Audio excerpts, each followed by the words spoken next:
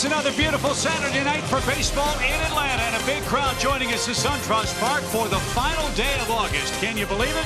It's the Braves and the White Sox, game 2 of our weekend series, and we can't wait to get started again. Jeff Franceour, Chip Caray back in our suits upstairs here at the ballpark. The Braves put a 10 spot on the White Sox last night, and Jeff, we wrap up what's been a fantastic month of August for Atlanta. They've gone 18-9, and when you consider all that this team has been through injury-wise, it's really remarkable they've only lost one single game in the standings over the last month. They've had so many guys step up, make big plays, have big at-bats, big pitches. And I'll tell you what's really incredible is the fact that we've gone 18-9 and how good that's been with what the Nationals have done. Because they have won 1-1. They only gained one game on the Braves, and in August when they lost a lot of people.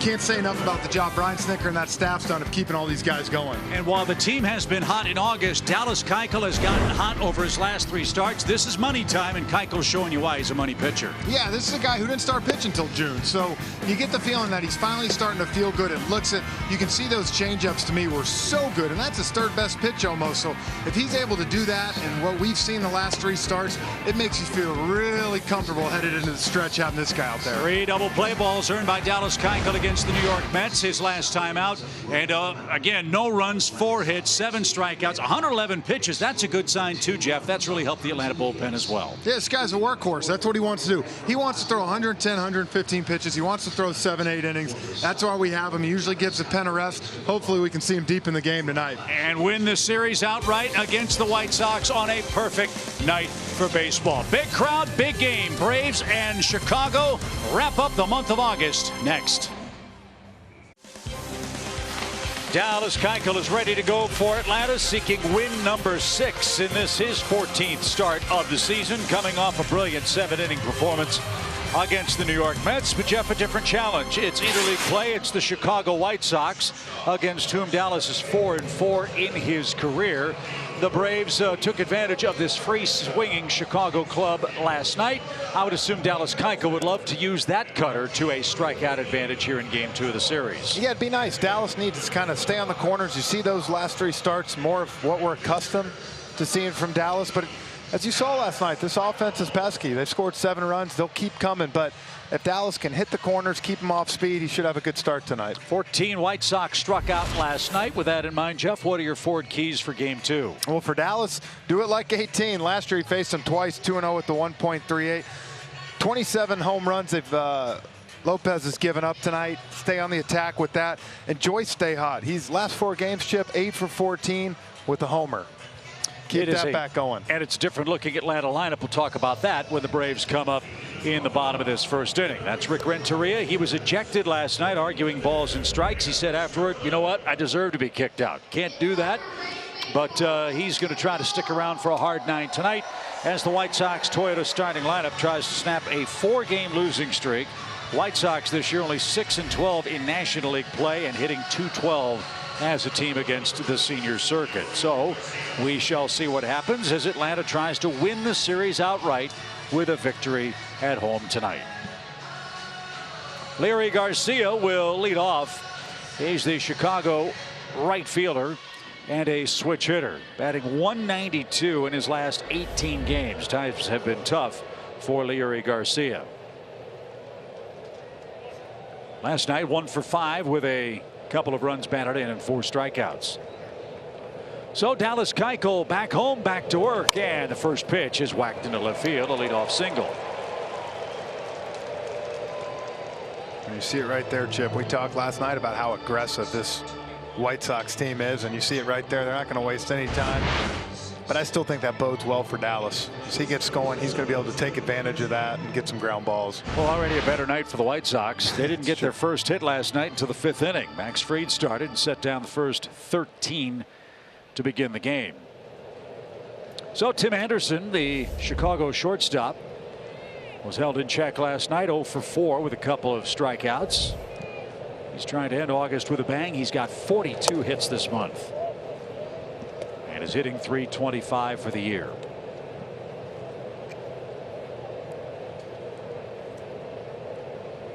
White Sox enter this series in the top 5 in the American League in batting average. As you said, Jeff, they want to swing the bat. This is a tough club to walk. And there's some of that soft contact. Ozzy's going to have one play. A productive out for Anderson. Moves Garcia to second for Abreu with one out. And good job by Ozzy right there, realizing I have no chance for get him at second base. Just takes the easy out. And well, you mentioned Dallas Keuchel is a guy that gets soft contact. He's going to get his share of strikeouts. But when he's at his best, he's getting the ball on the ground. And that's really important against this White Sox lineup. A lot of double-digit home run guys in their first 5 hitters on the lineup card. And even Garcia, who got the hit, it was a ground ball. It's hit hard, but like you said, the big thing for him is going to be keeping the ball down in the zone tonight. Abreu, 28 home runs. And Keuchel gets ahead with a strike. You see it right there. Best in all of baseball right there. And right after Castilla, I want to say Soroka's right there too. So we have 2 of probably the top 5 or 6 guys. Hope the Braves up the sod budget for the infield for next year at SunTrust Park if those 2 guys return in 2020. The pitch. And off speed in for a strike. Abreu quickly behind 0-2. Oh, you start getting those guys, you grow the grass up a little bit. Make sure you keep it. Yeah. When I was in Texas, Nolan Ryan, who was the president of the club there, that infield grass was like British Open rough. You hear the ball. Yeah. Hear the ball hissing through the infield. You couldn't get it through. Kind of like Wrigley Field on the north side of Chicago, at least in the old days. No balls, 2 strikes. Garcia at second. Abreu with 102 RBIs, second in the American League, digging in.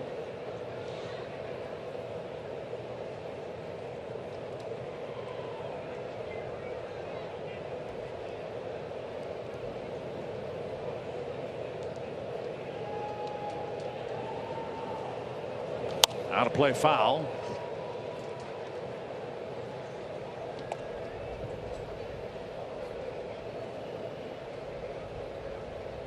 And Abreu will stay alive, 0-2.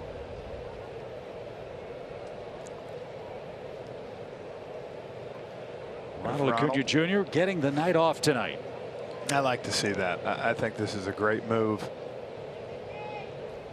He's had a little rough patch here, and he's played every game. The 0-2 pitch is lined towards second. Ozzy will not have a play at second. Abreu soft contact, lines out.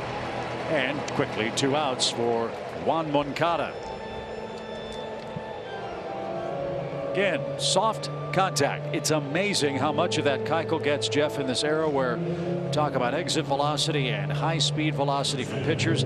He makes the most out of 88, 89 miles an hour every night. And really, I think you're seeing the last 3 starts him, like we said, come into his own. He's starting to really locate the pitches where he wants. I think you're finally seeing his cutter really kind of be sharp in where he wants it. You're seeing a guy to me who's really rounded into form now. And at the right time for Atlanta. 1 earned run in his last 19 innings pitched. Covering 3 starts for the Braves. And in a season where you always look at mile markers, as it were, perhaps that start down in Miami was the line in the sand for Dallas Keuchel. Remember, Dallas gave up 8 runs in 3 2/3 innings against the Marlins. He's given up 1 run since. So we'll keep an eye on that as the season progresses and moves into September. A ball and a strike for Moncada, hitting .292 for the year. Yeah, I remember after that game in Miami the next day, a couple, I think, reporters were trying to ask Dallas about the game, and he won't even talk about it. Said, I'll tell you, he was done with that game. It's one of those that, you know, you want to turn the page, and he has. And you've seen what he's done the last 3 starts since. Pitch number 10 in the first inning. Just a little bit low. 2 balls and a strike.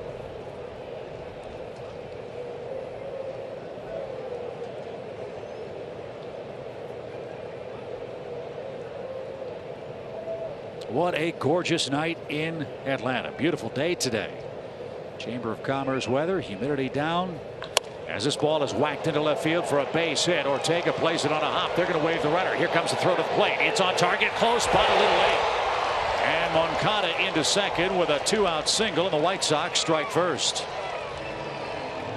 Ortega tried to deke Garcia, did a pretty good job, made a strong throw, but Garcia with good speed beat the play to the plate.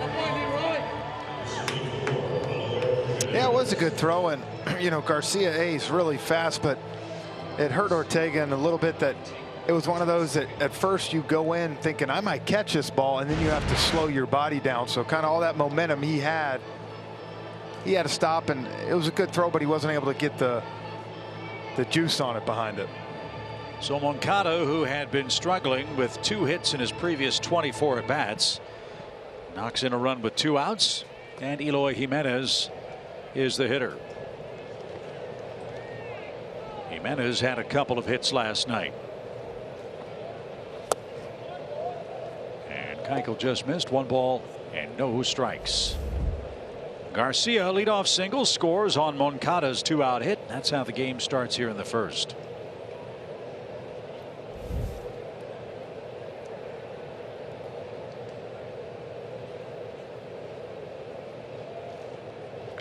And another shot hit toward short. Dansby's got it. Long throw. 1 hop, and they got him. What a play.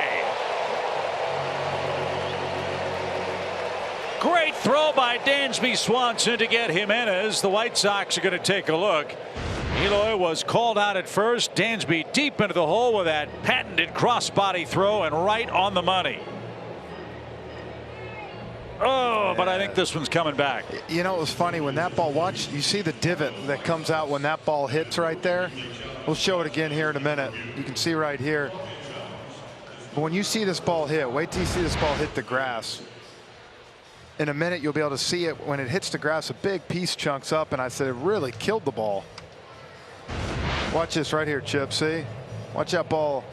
That big old clunk comes out, and it really took it off, took the steam off it.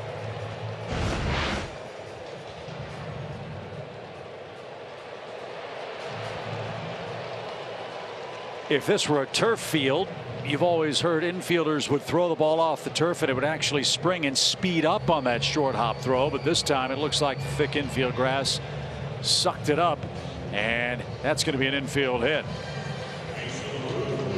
So the call is overturned on the challenge, and Wellington Castillo is coming up. That's the 3rd White Sox single here in the first inning. Castillo was a villain last night, a pinch hit 3-run home run. You can see Greg Gibson over there at first base talking to them, and they're laughing. You see how Gibby took a minute to call it? I think he actually knew he was safe, and he kept pumping. Well, that's the beauty of replay at first base on a bang-bang review. Baseball got it right. And Castillo, the hitter, with a .203 average, and takes outside. 1 ball, no strikes.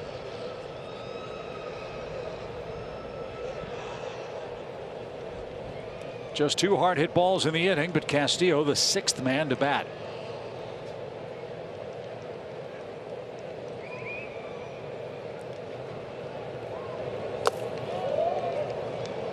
And now ball 2.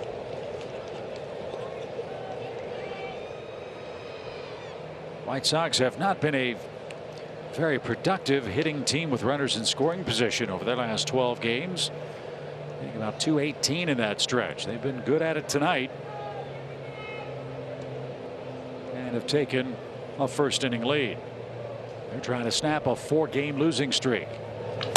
And this one hit toward Dansby. This will be an easier play, and Ozzie handles the relay to retire the side. A run on 3 hits. Here come the Braves in the bottom of the first inning. It's 1-0 White Sox. Time, Jeff, in a long time. It's not Ronald Acuna Jr. leading off, but it's the man wearing number 1. Ozzie Albies atop the Toyota starting lineup. That means Dansby Swanson moves to the 2-hole with Freeman and Donaldson 3rd and 4th. Matt Joyce has been red hot. You see the rest of the starting 9 for Brian Snitker as Reynaldo Lopez seeks his 9th win. This guy's got a big arm, but sometimes Jeff doesn't know where the ball's going. Yeah, and really got off to a horrible start this year. You see the last 9 starts, he's pitched a lot better. It's him, Nova last night, why they're playing better. But this guy, his key is locating. He's actually been locating the last 9 games, but got a big arm, like you said, Chip. But if he doesn't locate that fastball, it could be a long night for him. And hopefully it will be. But he has had good luck against the Braves. He's 2-0 lifetime with a .225 earned run average. And he gives up a ton of home runs. 27 of them. 27 home runs. for Ronaldo Lopez, who's a former National. He and Lucas Giolito came over in a deal for Adam Eaton, a trade that's worked out well for both the White Sox and Washington. So Lopez with his first pitch of the night to Ozzie Albies, batting leadoff. And the first one in for a strike. It's 0-1. Different look on the base paths for Atlanta. We'll explain why after the pitch, which is fouled straight back. You know, Eric Young is the Braves first base coach. Ron Washington is the Atlanta third base coach, but not tonight. Sal Fasano is manning third tonight. Ron Washington went down to Texas for Michael Young's retirement ceremony. Yeah, and you know, as much as he managed there and what he meant to that organization, Michael Young was the same as a player, so Wash won't miss that. And Ozzie fouls it back at 96 miles an hour. It's 0-2. And I think it's cool that Snit and Alex and the crew let him go do that. I think that's something when you talk about what it means to a player coach. I know Wash wanted to be at it bad, so good for him. That's way upstairs to Ozzie. 1 ball, 2 strikes. Ozzie has a .273 average out of the leadoff spot this year. So he's used to batting first. He's also coming off a 4-hit game last night, the 4th one of those this month. And he's putting up a first inning fight here. Just what you want to see. And another foul ball hitting the exact same spot. Back to back fly balls foul to the left. Guy made a nice catch up here. I think 2 guys made a catch 1 row apart off to our left. Those guys might want to play the Georgia lottery later. 1 ball, 2 strikes. Now 2-2.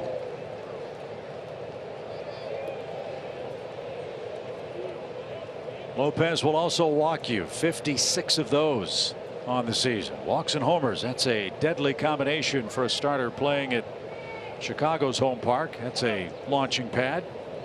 We'll see how SunTrust plays tonight on a warm, breezy Saturday. Wind blowing from left to right. Chicago leads it 1-0 here in the first. The pitch. Swing and a shot into center field. It's down for a well-earned hit. 5th hit of the series for Ozzie Albies, and that was textbook leadoff work. Yeah, great job by Ozzie right there. Me, Nick Green, BJ during the pregame were talking about Ozzie being in the 2-hole, the 6-hole, now leadoff tonight. It doesn't matter. When this guy's locked in, you can hit him anywhere. And so a lot of fans, Jeff, were wondering when Dansby Swanson would move back to the 2 spot. Well, with Acuna getting the night off, perfect opportunity for that. And here he is with 17 homers. He had a hit and an RBI last night. In fact, that hit put the Braves up 1-0 early. And he's had some good at bats since he came back. Colorado just missed a home run, missed one foul. It's like anything. You can go get all the rehab games you want, but until you come back here and you get in these situations with these arms, you know, it's different.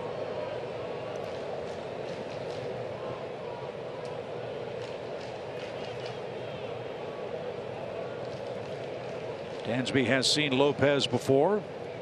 He's 1 for 4 against him. Ozzie has a good lead and is chased back to first.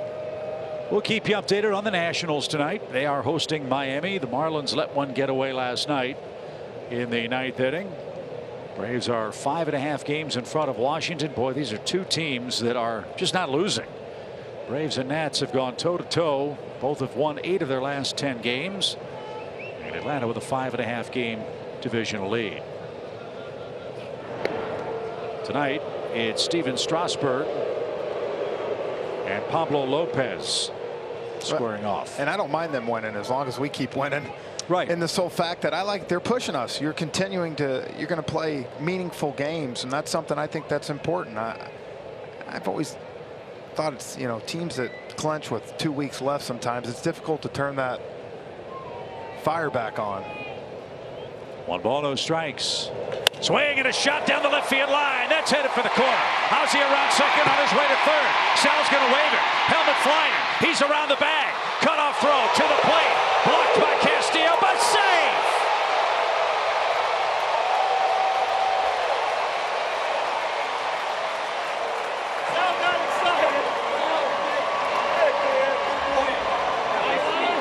The ball beat him, but somehow Ozzie got to the dish before Castillo could tag him, and we're tied 1-1. Yeah, I'm thinking he got under the tag. He tagged him high. They're not going to challenge, so you can see right here the ball did beat him, but it took it up. Oh, yeah. Good call by the home plate umpire there. And look at Sal. First big call of the night right away, and he's sending him. I like it. Tell you what a play by the second cutoff man as Anderson deflected that ball. It was caught cleanly and a pretty accurate throw. So the game is tied 1 apiece for Freddie Freeman. And Sal Fasano gets an early workout. Yeah, look at Sal. He's going for it. Look at him. He's screaming at him. He's almost behind home plate. I guess he's just doing what Wash does. Aggressive third base coach. You know what he's thinking. Thank God he was safe. And Wally Pipp. Or if he gets thrown out right there, you know, we could have seen EY come out, be coaching third base next inning. Get flip-flopped right away in the first. He had it smothered, but by the time he corralled it, Ozzie was sliding across the plate. So the Braves answer the White Sox with a first inning run, and Freddie Freeman with 109 RBIs as Dansby in scoring position. And that's upstairs, ball 2. Tell you what, Braves did a heck of a job on Ivan Nova last night. Or Ivan Nova, I beg your pardon. He had come in hot with a sub-1 ERA over his last month. They touched him for 5 runs in 4 innings, and Nova didn't strike out a single batter. First time that happened to him in 8 years. They're working over Lopez here in the first. There's a good change up, 2-2. Yeah, and those are 2 guys that, as you said, they were hot coming in. Lopez has been pitching really good since the All-Star break.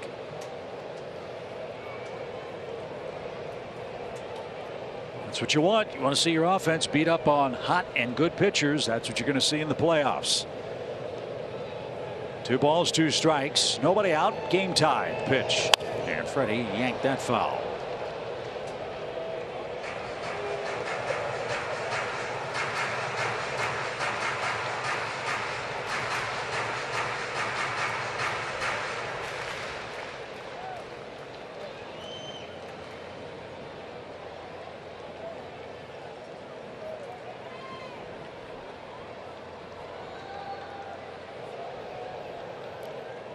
A single and a double to start the night for the Atlanta offense, and a long inning for Lopez. The pitch.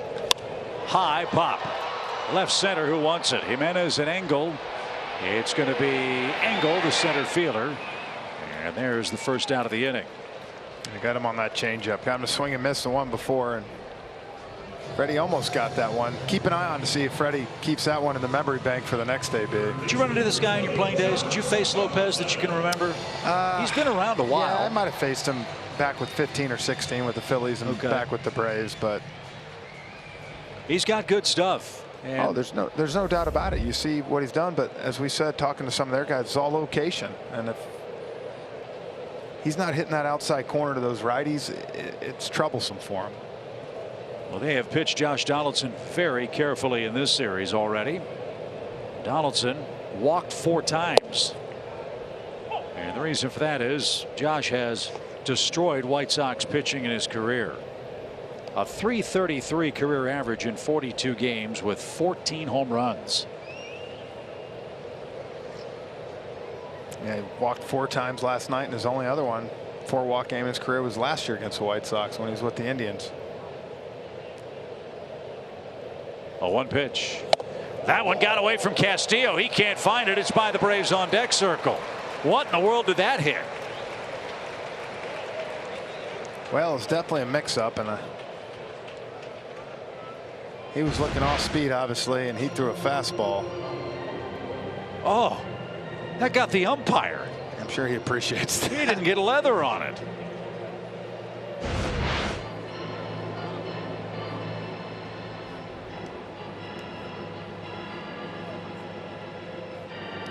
That's when the umpire's looking at him going, you serious?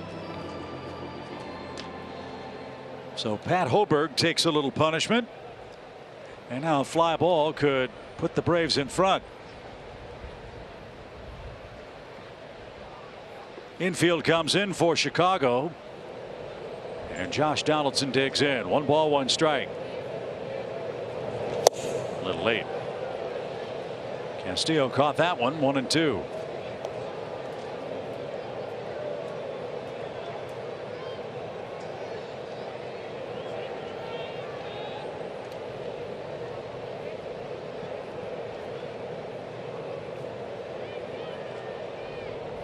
Let's see if Donaldson can make some contact with 2 strikes.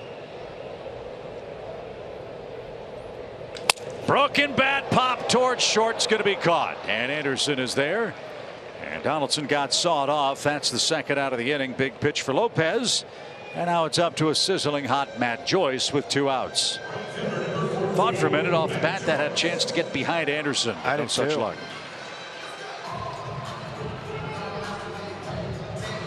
But he really got that ball in on Josh there. Shattered his bat.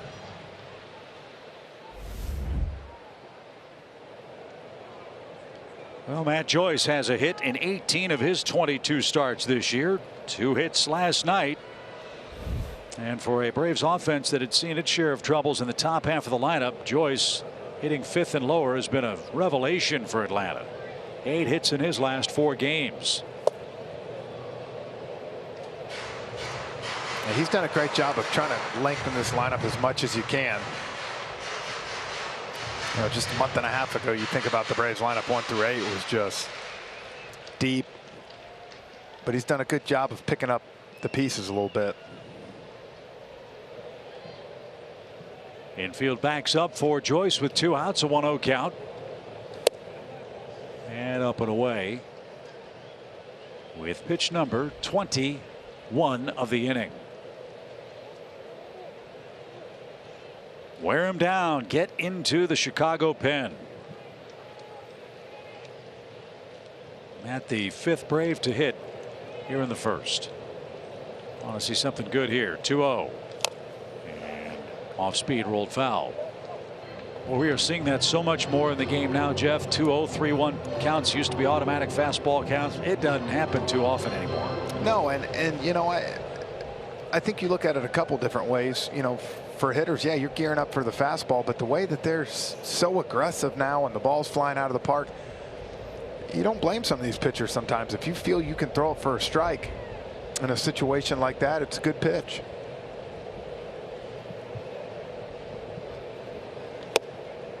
Missed way high, 3 balls and a strike. So here's another one of those opportunities. Well, and this is where you wonder too, though, as a hitter now, is Matt going to maybe sit on changeup? I know it's tough to sometimes 3-1, but I think he's got a chance to look for it right here. If you're thinking, okay, 2-0, he's going to throw it. Why not get ready for one here, 3-1? Yeah, he's got 2 pitches to play with. Yeah. In the box. It was off speed, but a breaking ball. It was a changeup. I beg your pardon. Yeah, dropped so it right in. There it is, 3-1. And I know it's tough as a hitter, but that's one of those things. Same thing Freddie Freeman did, Chip, is that you kind of put that in your memory bank and say, okay, next time up, if I get in that situation, I might sit on this. So 2 good changeups to get back into the count for Lopez. Full count with Swanson 90 feet away, and here she comes. He threw it again, and Joyce spit on that. It was low. Base on balls. Continues the inning for Tyler Flowers.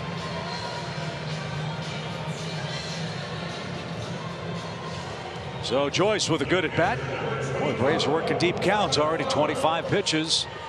And Tyler Flowers, one of the Braves hitting heroes last night. 2 hits, including a long home run against his former club. Yeah, hanging breaking ball there. That was a cement mixer. And talking to Tyler today, I know that felt good. Anytime you play your former club and get a chance to do that. So Tyler's riding a 3-game hitting streak. See what he can do in back-to-back starts for Atlanta tonight. First and third, 2 outs. Big hole right side for him. And Flowers took a belt-high strike.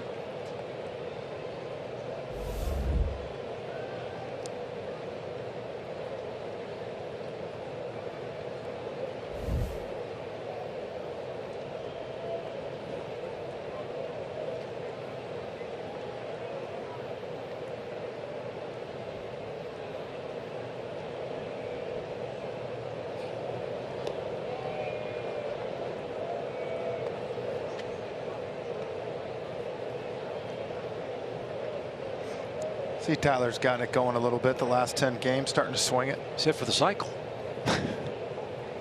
Yes, he has. We'll take a base hit of any kind right here. No balls and a strike. Swing and a miss. Tyler Flowers has 3 triples this year. That's more than Josh Donaldson. That's more than Freddie Freeman. That's as many as Dansby Swanson.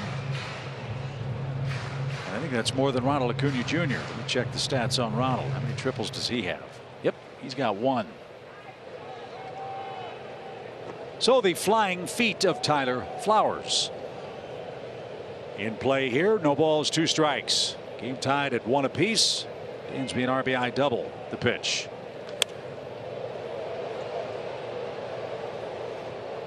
And that's down to the Delta Club seats on this perfect baseball night.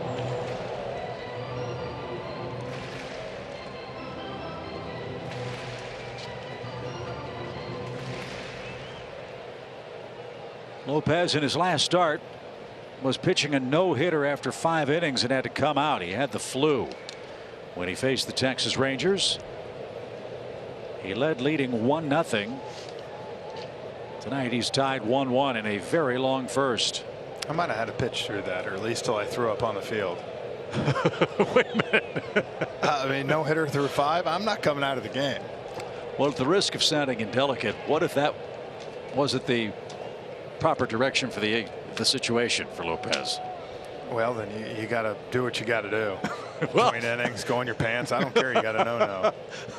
Oh, no, that is a no. The pitch is upstairs. You got a no hitter through 5, man. Come on. You know.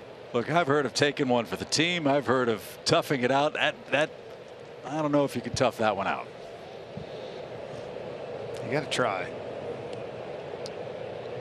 So Flowers.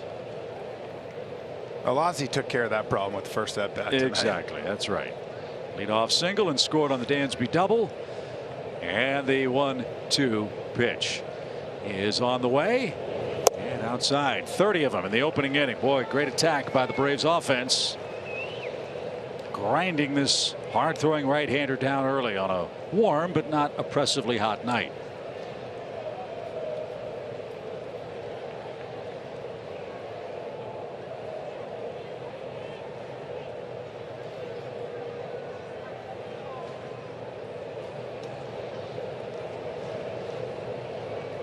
The 2-2. Bouncing ball hit toward third. It hits the base. Barehand throw to first. Not in time. Atlanta leads. How about that?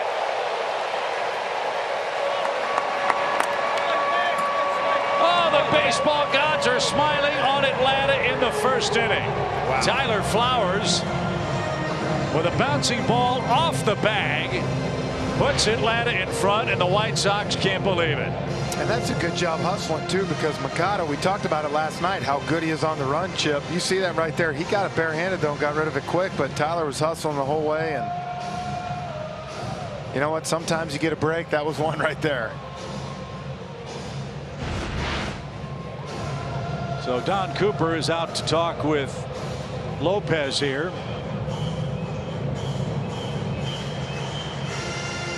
Don Cooper has been the White Sox pitching coach for a long time. Forever. So 31 first inning pitches. The Braves have 3 hits and a walk. They've scored twice. And Rafael Ortega is going to be the hitter with a .244 batting average.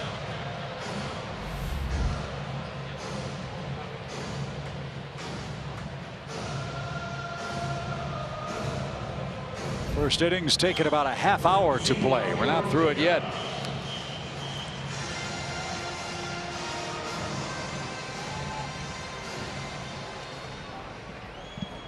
So Joyce at second, Flowers at first. And here is Rafael Ortega, whose home run was a dramatic grand slam against the Dodgers. And a good cut, fouled away, steal, Reich one. I think that's been the most impressive thing for me watching him the last 3 weeks up here. He swings the bat hard, under control though. You know, he's got a good idea of the strike zone, but he's got a nice swing.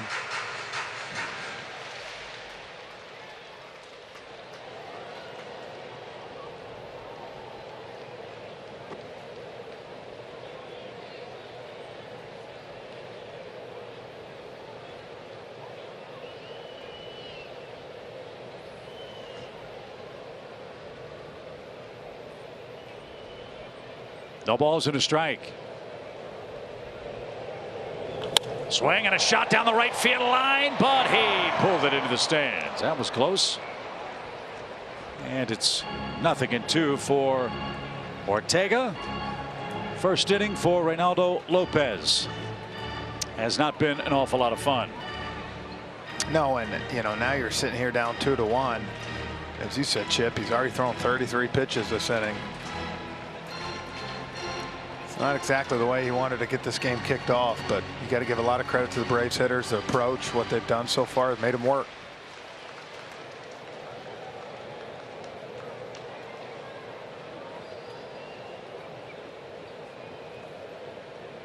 No balls, 2 strikes. Ball was boring in on his hands. It's 1-2.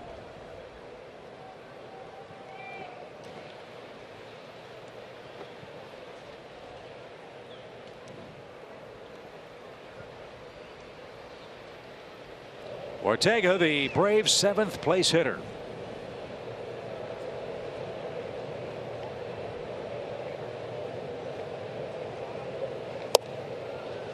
So this is what, Jeff, you were talking about with Lopez. If he has command, he can be really tough. He's been all over the place. 35 pitches, 14 pitches off the plate. Yeah, and the thing you don't help yourself any too is if the umpire, if the ball's missing low, high, off, those borderline pitches, they tend not to give it to you because you've been so wild. 2-2. Line drive over second and in for a base hit. That's going to score Joyce. Throws coming to third. It's off target. Ortega, wide turnaround first. Everybody's safe, and it's 3-0.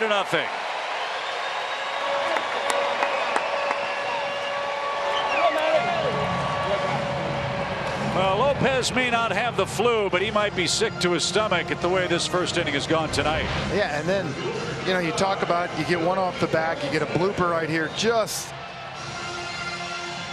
off his outstretched arms, and then you look at the ball get thrown to third here. A good throw. You got him off point there, and next thing you know, you see his reaction now. I mean, the Braves got him right where they want him right now. He's not feeling comfortable out there. You see the look on his face, and that's what this offense does to you, though. They've done it all year to different guys. And now Billy Hamilton's the batter, the 8th place hitter. I'd love to see Billy try to bunt a couple of times and see if this butterfingered White Sox infield can handle it. Instead, he swings and shoots one toward the right center field gap. Garcia, long run. That ball is off the warning track, and that'll bounce into the bullpen for a double. Billy Hamilton does some ambushing. Another run is in. And the Braves will have him second and third with 2 outs, and Dallas Keuchel's coming up. What an opening inning for the Atlanta offense. Yeah, well, he just caught a break there because if that ball hits the wall, it's another run. So it might have been an inside the park homer. The way he runs, and he was running right out of the box. You can see he just got a 4-seamer right down the middle.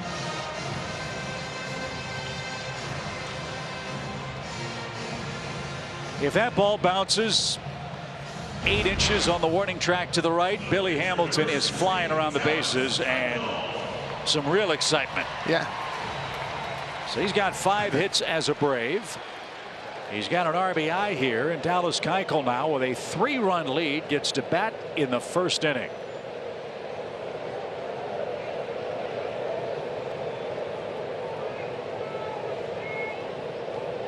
And forget what I said about Hamilton bunting. Just swing away, Billy. Yeah, I was going to say right back. He almost did the 3-run homer.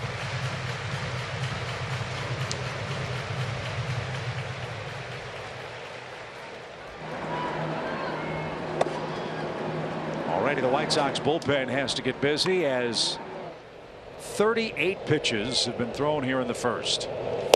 And Dallas had a good cut. 1 ball, 1 strike. Jimmy Cordero is in the Chicago bullpen.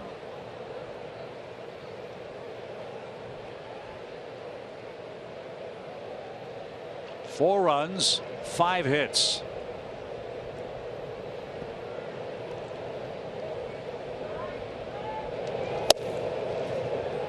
Well, now you can start talking about Sal Fasano with Wally Pipp for Wash. Putting 4 runs up like this.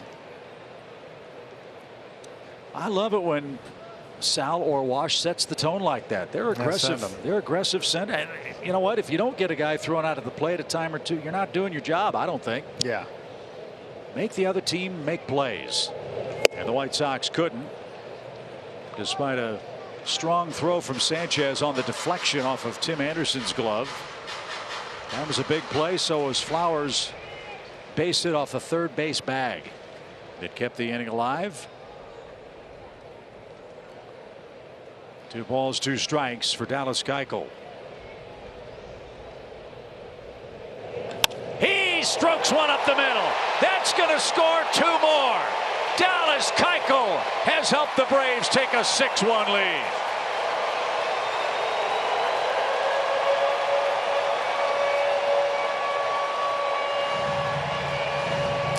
That might be it. I think, yep, he's done. So Lopez, who flirted with a no-hitter before the flu felled him against Texas, got 2 outs in the first inning in a tie game, and then issued a walk to Joyce, and then the floor fell in. Atlanta has scored 6 first-inning runs. They lead it 6-1 in the opening inning at SunTrust Park. Well, it's been an unhappy trip to Atlanta for the Chicago White Sox starting staff. Reynaldo Lopez knocked out of the first inning thanks to Dallas Keuchel's 2-run scoring single, and now Jimmy Cordero will take over. He sports a 5.40 ERA over his last 9 outings, and they need length out of him, quite obviously, Jeff, as he appears for the 19th time. Yeah, it's a game right here where Rick Renteria is giving him the ball saying, I need 3 or 4 innings, bud. And try to hold them, let the offense get back in. But what a job by the Braves. Lopez, those guys getting after him early, being aggressive, but yet waiting for something over the plate. And then Dallas with that big hit to knock him out in his first RBI since 2012. It's his only other RBI. Now I got 2 of them. There's another guy with a very big arm, but he's no kid. He's 27 years old. He'll be 28 in October. Cordero was originally with the Washington Nationals. This year with the Toronto and White Sox organizations. He was claimed off waivers by Seattle, then claimed by Chicago in June, also on a waiver claim. And these are the kind of guys that rebuilding teams look for. Guys with big arms, high upside. You hope that your organization, pitching coach like Don Cooper, can find something and, shall we say, polish a diamond in the rough in Jimmy Cordero out of San Cristobal of the Dominican Republic. But he too is missing off the plate.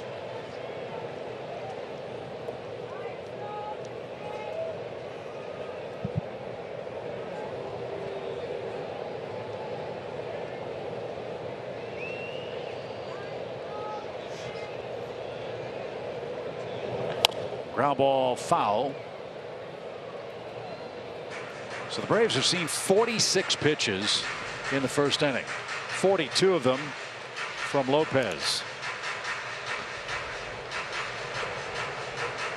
Yeah, his offense is always funny. You do so much preparation and work today before the game, talking to the hitting coaches about Lopez, and now here it is, first inning, and he's out of the game, which is a great thing. But now you got to get a game plan for Cordero and the rest of the crew you're about to see. Ozzie started the game with a single and fouls it away. Talk about this from a defensive standpoint, Jeff. I mean, the White Sox have been on the field now for about a half hour. Well, and this is where it can get sloppy as a defense. You guys start falling asleep a little bit, or, you know, you talk about the infielders getting themselves ready every pitch. When you're going in your 50 or 47th pitch, 48th pitch of first inning, that guys are losing focus. Well, they can't afford that. They've committed 106 errors, which is next to last in the American League. By defensive percentage, the pitch didn't get the corner, and Ozzie's worked a full count. Well, you saw when the Royals came to town, they played really well here. The Tigers took 2 out of 3. You talk about the Braves were 1-4 versus the American League Central here at home coming into this game. So I think it got these guys' attention a little bit here for the Braves, and you see what they've done these 2 games, coming out swinging the bats. They know these are games they need to win. fouled away. Same at bat here in Ozzy's second first inning at bat is what we saw leading off the game. Fouling pitches off, making this guy work. He'll see an 8th pitch from Jimmy Cordero.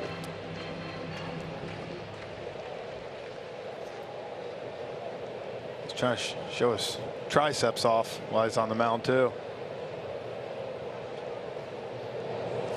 And that's inside, ball 4. Dansby Swanson's coming up again.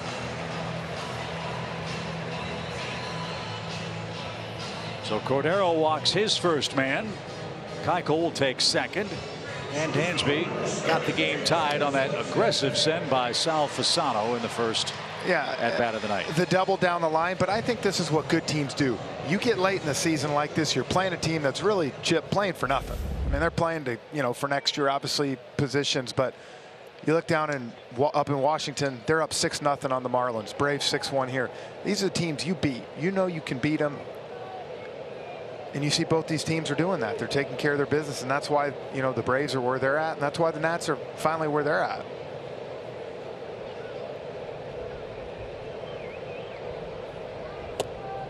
That stayed high and inside. Ball 1.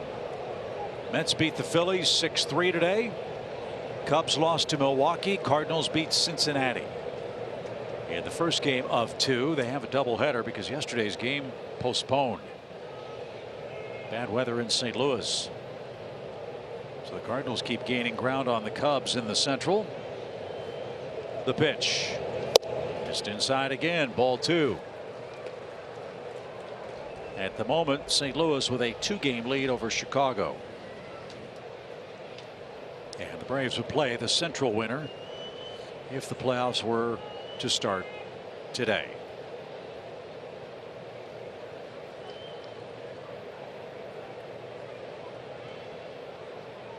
Two on, 2 out, 6 in the first. Braves have scored 4 or more runs in an inning, Jeff. Now 40 times this season. Big innings. And they've won 35 of those first 39 games. And it's been over 2 years since they've had a first inning this big. Yeah, you can look at it a couple ways. Dallas Keuchel's been waiting a long time. He's on the base pass, but I guarantee he's fine with waiting to get 6 runs in the first inning. And I can almost guarantee you, too, if Dansby singles, Sal Fasano would better not wave him around third. Yeah, you never know. Sal's feeling it tonight. Look at him over there, moving the hands everywhere. Getting a little airtime tonight, Love it.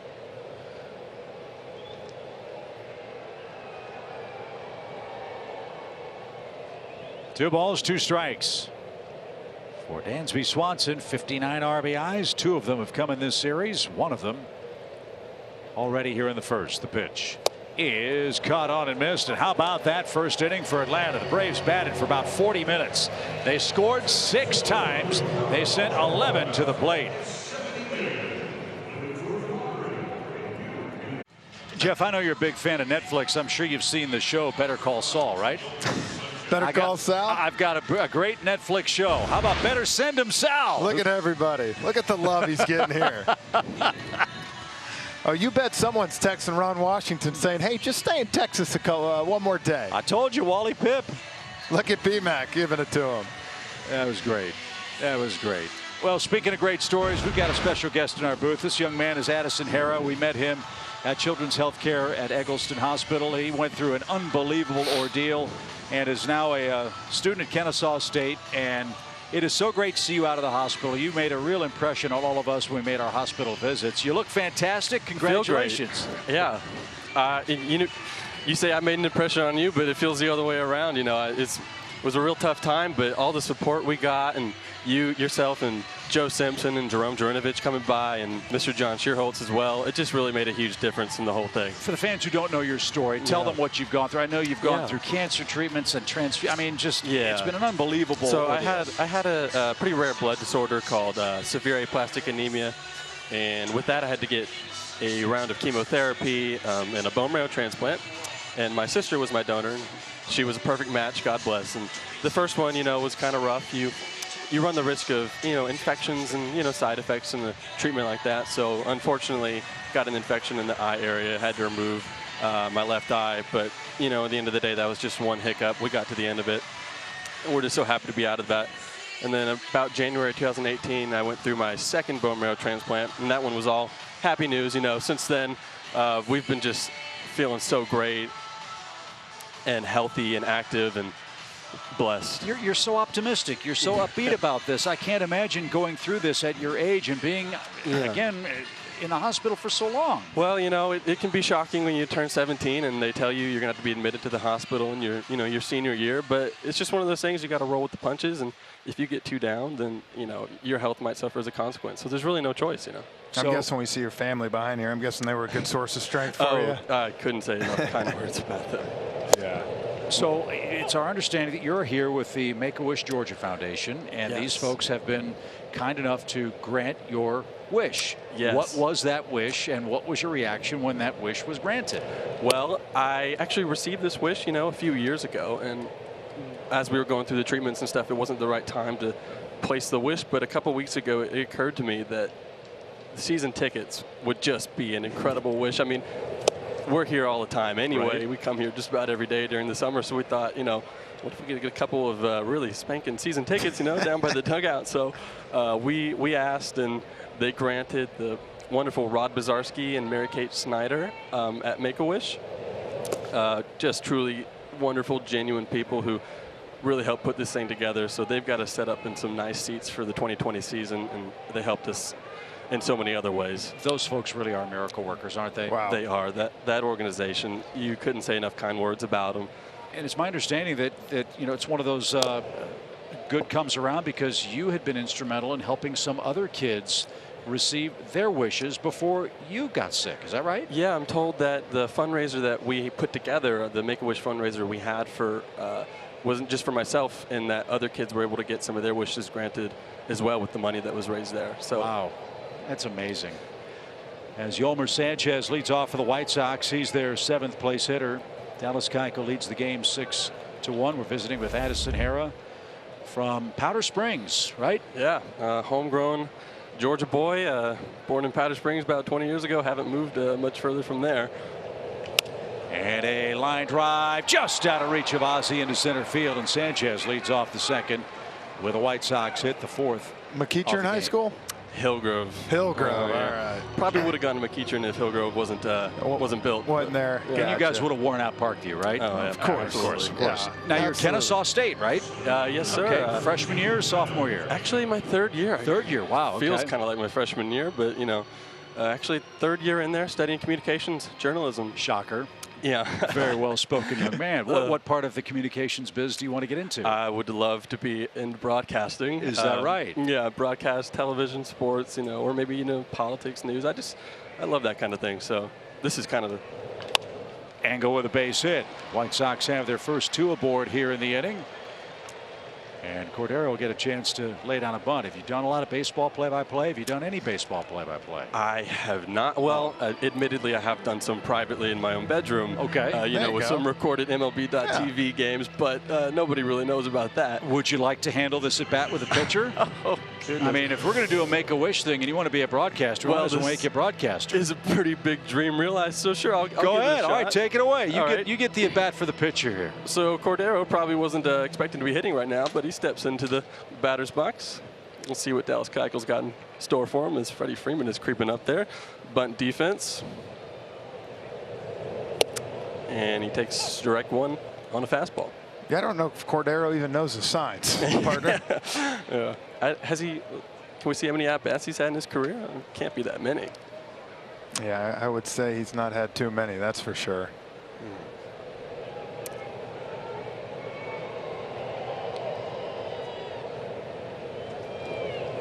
Squares the bunt and fouls that one back. You know, my favorite thing you've done is you kept our stats crew going down there. But we just found out this is his first career plate appearance right here. Right so. on. Let's hope it doesn't bode well for him. Yeah, I don't think Jimmy's real excited about it.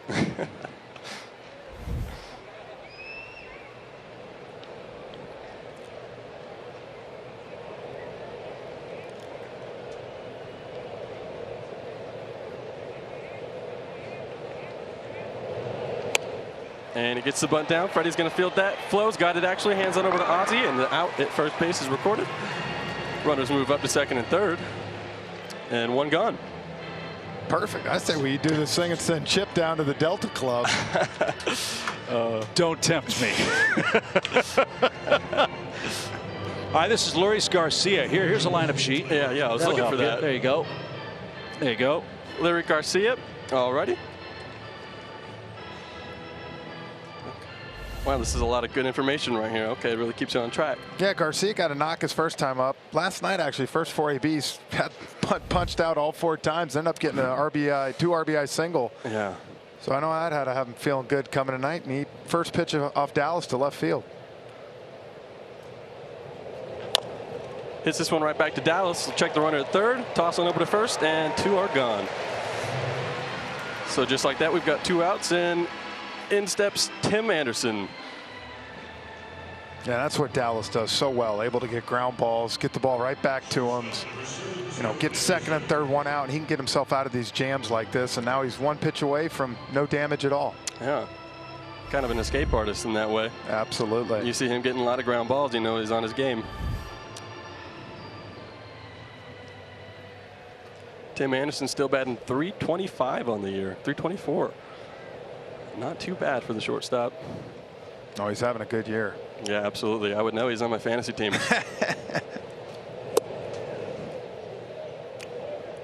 Pretty good pitch right there, but balled it on him. Yep.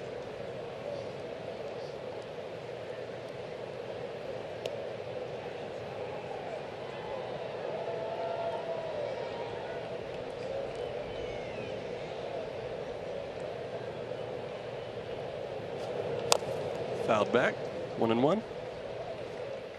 That's what Dallas has done so good too, being able to change speeds, not just throw his 2-seamers, able to throw the cutter right there.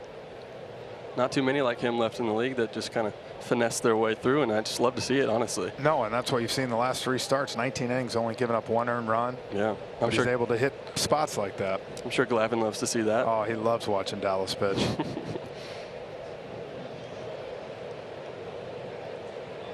The 1-1. Smoke down the right field line, curling foul. 1-2.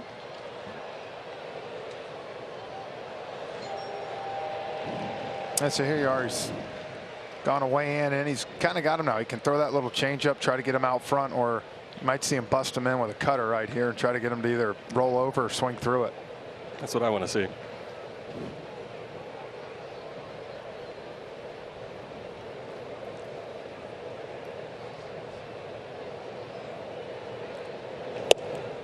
Upstairs, 2-2. Try to get him with that high fastball. May have been just a little bit too up. And I'll see if he comes back with that changeup right here.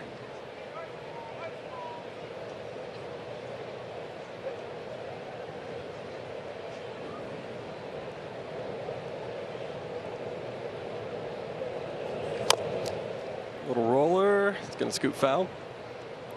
Went fastball in right there. Came in with that cutter. Anderson's had a great year. He's 42 hits this month, so he's able to cover a lot of pitches. And you see Dallas, he knows that. He's working them real hard, and you want to try to bear down and get him here with the Brady on deck. You never want to see him with a few guys on. Yeah. This guy led the league in hitting, I think, in April. And dangerous batter right here. Yeah, he was. I don't think there's many people hotter than he was in April. It was fun to watch. Another little roller. Staying alive, fighting off that fastball. It's 2 in a row. He went fastball up, now 2 fastballs, cutters in on his hands. See if he keeps coming in there or if he tries to sneak something away on him right here. And see he's bearing that thing on his knuckles.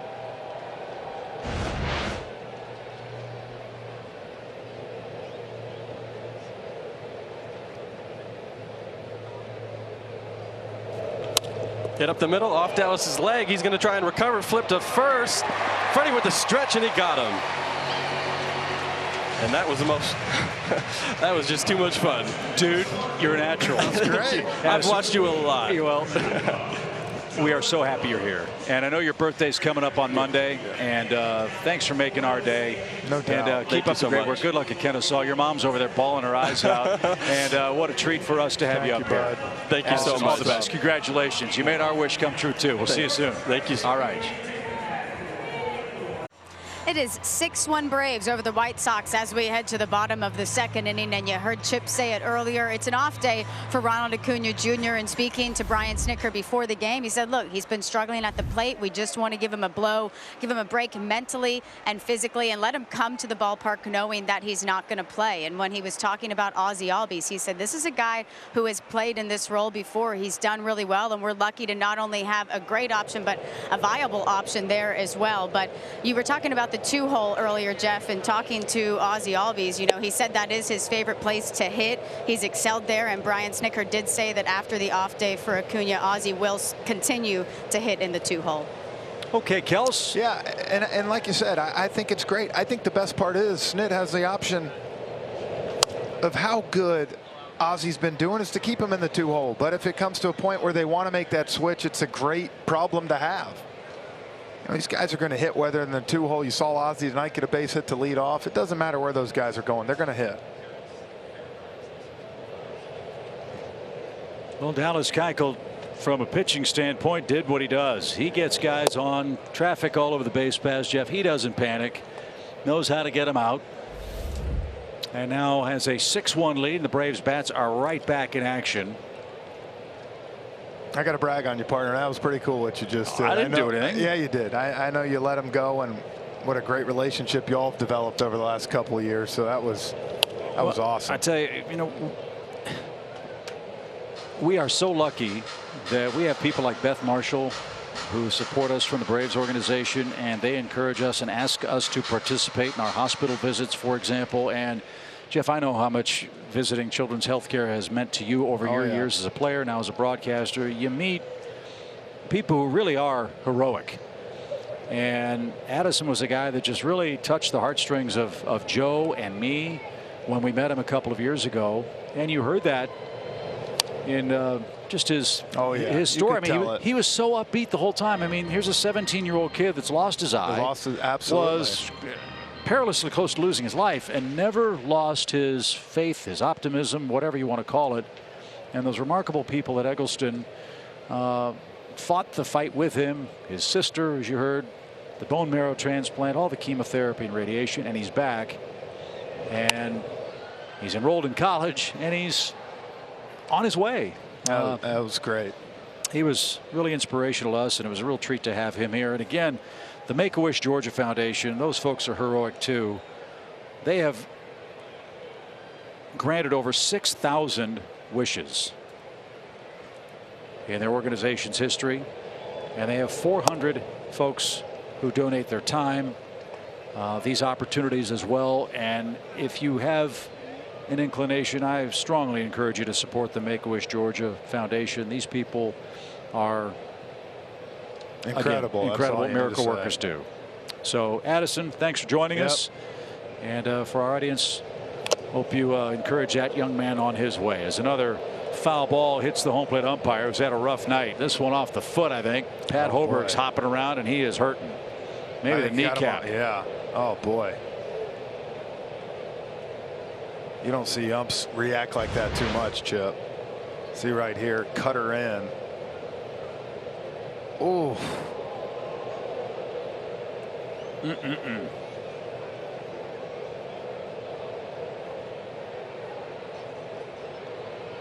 You can tell he's in some pain back there. I don't care how much padding those shin guards have. You take a direct shot to the patella, you are not a happy man. Remember, he's going to have to squat all night behind the plate if he can. Yeah, that's going to be the thing you talk about. If it starts swelling up, yeah, he might be fine for 10-15 minutes.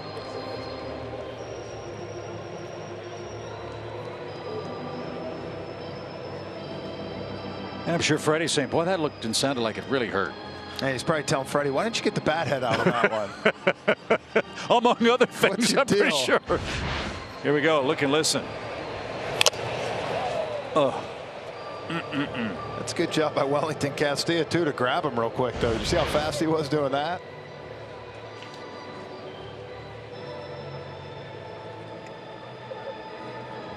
home team's responsible for the care of the umpiring crew, and Hoberg's going to try to stay in the game.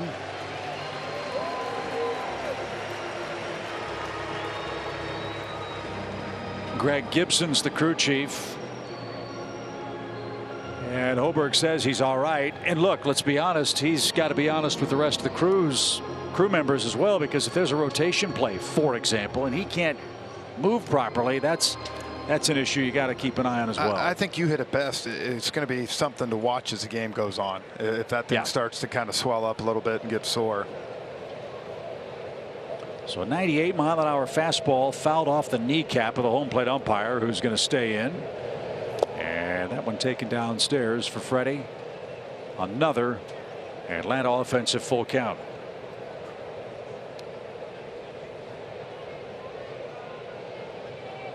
Pitch number 10 coming up for Freddie. Boy, what a fantastic approach for the Atlanta offense tonight.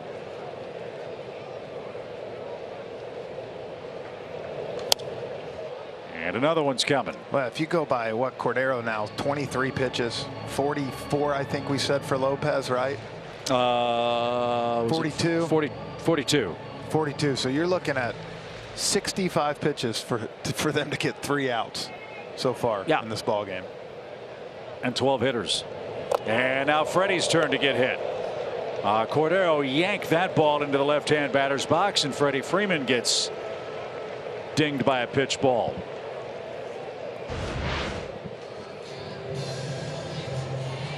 Oh, back foot. I'll tell you what, though, you're lucky right there. You see Freddie's not happy about it, but those are the ones sometimes they could hit you in a bad part of that ankle or something. Lucky right there. So Josh Donaldson's the batter. He popped out his first time up. Braves scored 6 first-inning runs on 6 hits. They've got their leadoff man on here in the second. That's right, we're in the second inning. We've played an hour and 10 minutes. And a swing and a miss. Strike one.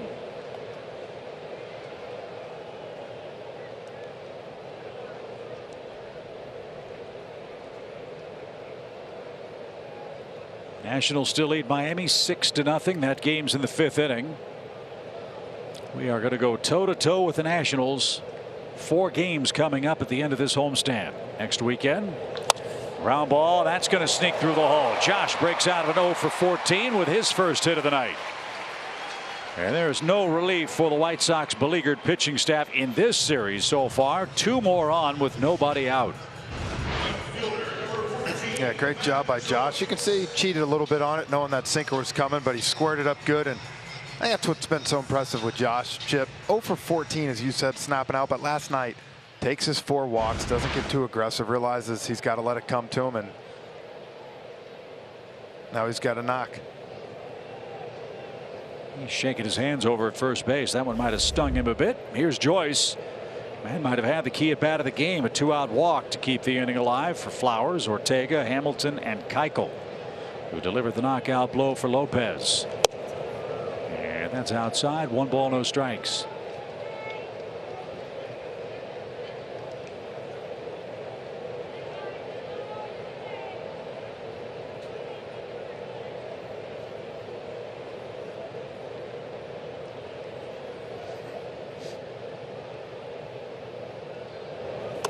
Boy, he is yanking everything.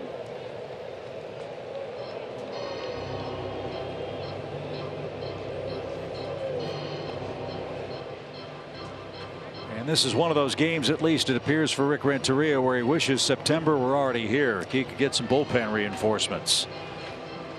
He'll have them tomorrow. The Braves are expected to make a small handful of call-ups initially beginning tomorrow.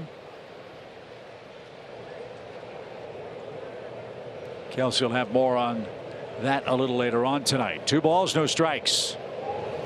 And Joyce didn't get it. 2-1 the count. Yeah, ball low right there, but Matt figuring 2-0. Here comes the fastball, getting ready for it. Don't mind that. Just swing through it.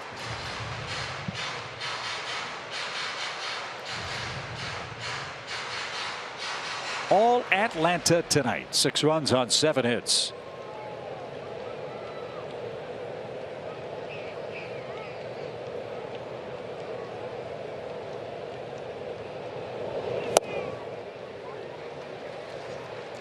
We talk about this a lot too, Jeff, and I'm not pointing out Cordero specifically, but generally speaking in our game, high velocity guys with spotty command. It is an epidemic.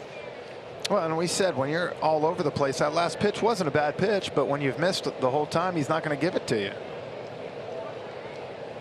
Now Joyce can feast on a heater, but that one exploded away from him at 99 miles an hour. It wasn't a strike, but it looked like one. 3-2. Yeah, that's where Matt's probably frustrated with swinging at that one. He's seen 5 pitches. Really, all 5 have been balls.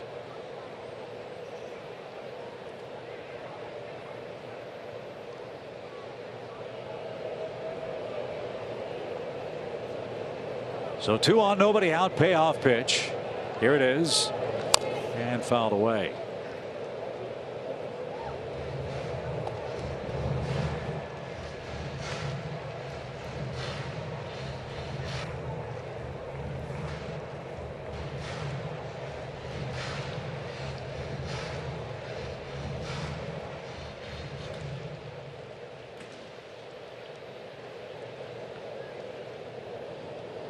Matt scored the 3rd Atlanta run.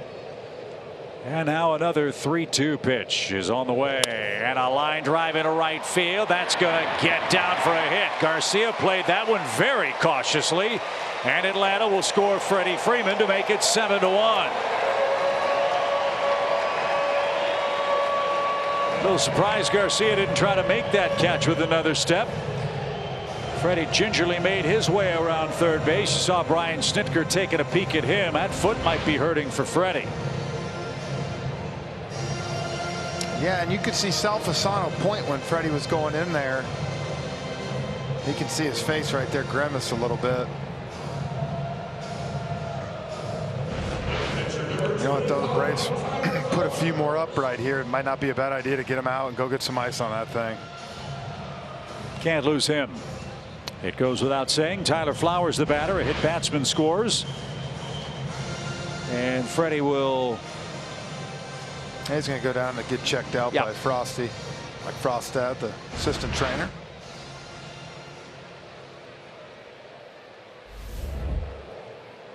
So it's 7-1 Atlanta. Cordero's not retired a hitter here in the 2nd inning.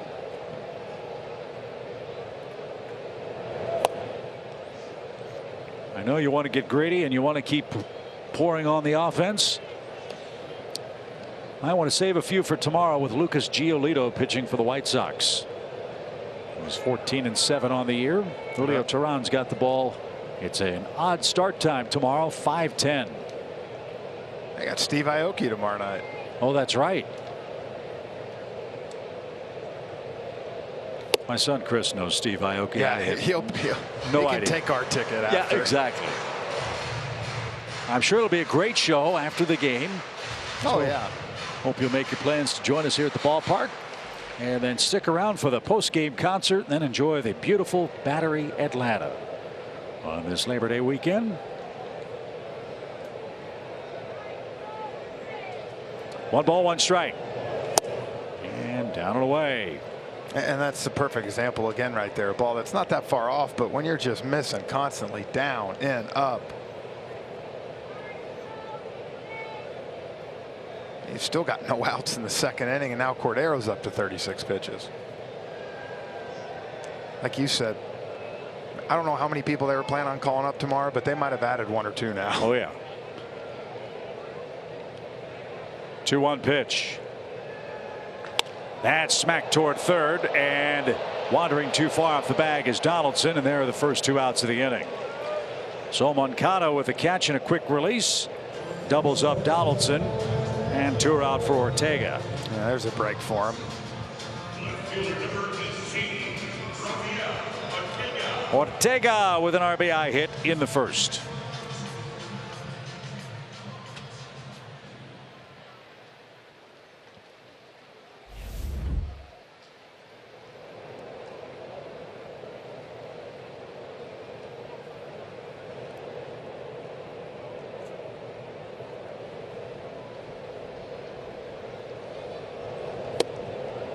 Right there, a strike.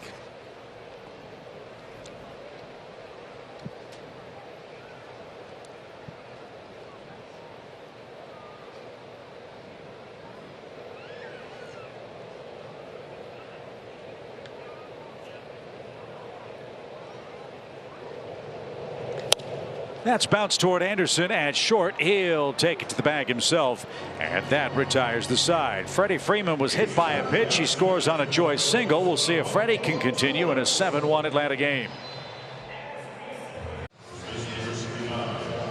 Well, good news. Freddie Freeman's back out there for Atlanta after he was hit by a pitch and looked a little tender running the bases. Yeah, I think that's more of Freddie. Even if he's hurting right now, I think he's not real happy about getting hit by that pitch, and he wants to stay in his game at least for another AB. I don't blame him, especially in a 7-1 Atlanta lead after 2 innings of play. A-list memberships for next season are now on sale. If you're an A-list member, you get more benefits than ever before. The best seats, lowest prices, great discounts throughout SunTrust Park and the Battery, and of course guaranteed access to the 2021 MLB All-Star Game here at SunTrust Park. For more information on membership options, head to braves.com/verify. Let's see if Dallas can move things along here. He's looking for his first 1-2-3 inning of the night. White Sox got him for a first inning run. 2 singles in the second, and that's where we stand with Abreu, Moncada, and Jimenez coming up for Chicago. And Abreu gets hit by a pitch. That's interesting. And Abreu didn't say a word. He just sprints to first base. Freeman got hit. Abreu got hit. Yeah, you know, I mean,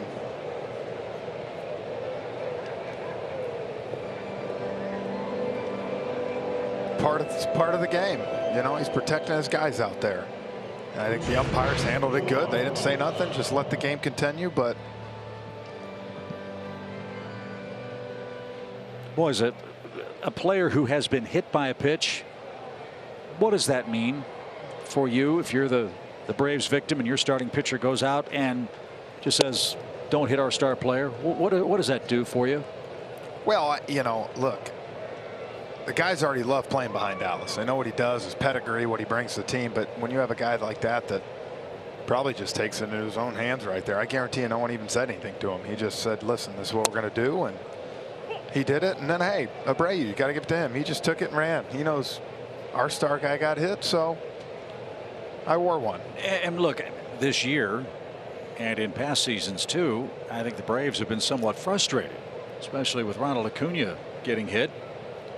The Braves tried to exact some revenge on Jose Urena. They had their shot and missed him. And then earlier this season, you see a welts on the left arm of Abreu. Well, he did. He got him right there. You see that? Got him good. 2 balls and a strike. You might recall Acuna got hit and the Braves were warned. Which I hate that. Yeah. I think it's ridiculous. That's what I said. I commend these guys how they handle that right there. Take your base, it's done.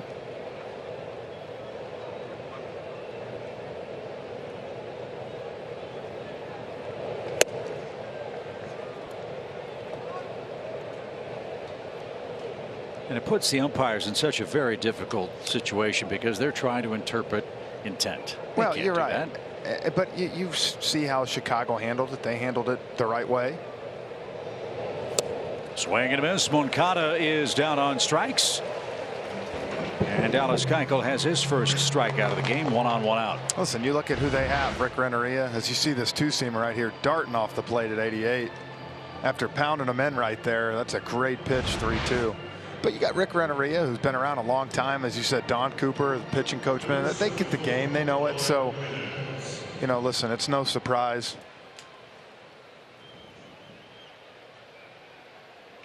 And it always helps if you come back and strike the next guy out like that, too. Exactly right. Eloy Jimenez, an infield hit. And that's inside. 1 ball, no strikes. Braves can't lose. Nationals can't lose. That's pretty much the story here over the last 6 weeks. 5.5 game difference in the standings. Braves and Nats both taking care of business tonight, setting up an epic showdown beginning Thursday. Can't wait for that. Can't wait for tomorrow's series wrap up. Then we've got Toronto in town, sandwiched in between the White Sox and Washington. We'll wrap up that series with the Blue Jays. And if you like seeing terrific, young, talented players on a visiting club. Not to mention the Braves guys too. Toronto's your team. They were really impressive. Bichette, Biggio, Vlad Jr. and others. And the next time they come to town, those guys might be superstars. So see them while they're young. Beginning Monday here at home. 1 ball, 2 strikes for Jimenez. Little tapper slowly hit. Keuchel's got to hurry. Bare handoff, stride throw, and late another infield hit for Eloy Jimenez. That's where Dallas, I think, just has to accept the fact that he's going to give one of those up every game. I mean, it really is incredible. And he did a great job. He busted off the mound, barehanded it. Everything he could do on that throw, but there's just nothing you can do on that play. That's where the soft contact is an unfortunate side effect of what he's trying to do. And the White Sox now have a 3rd inning threat. 2 on, 1 out. And Wellington Castillo, the batter. Last time he hit with 2 aboard, he hit a home run. That was last night. Yeah, he got a fastball up from Luke Jackson in the 7th, and 2-1 count. He didn't miss it.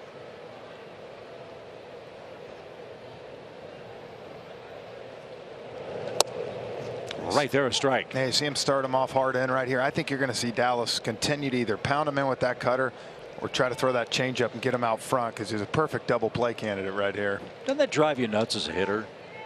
You know that Dallas Keuchel is going to throw cutter after cutter after cutter, and you still can't do much with it. Yeah, you got to hope he makes a mistake. It's one of those things. That's what makes those guys so good. You know, you listen to Dallas talk. You know, Mike Soroka is another one that you can start telling. If I don't care if you know what's coming. If I throw my pitch and execute, you're not going to do much with it. And I think that's what separates the good pitchers from the guys that just kind of throw. 1 ball, 1 strike for Wellington Castillo. There's the changeup. So you think cutter, then you get the change and you're way out in front, and then you're down to your last strike.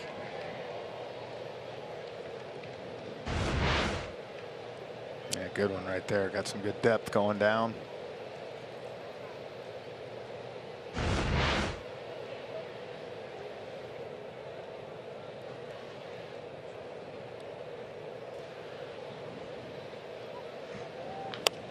Oh, that got the third base coach. Everybody's getting hit. Yikes. Nick Capra wore one.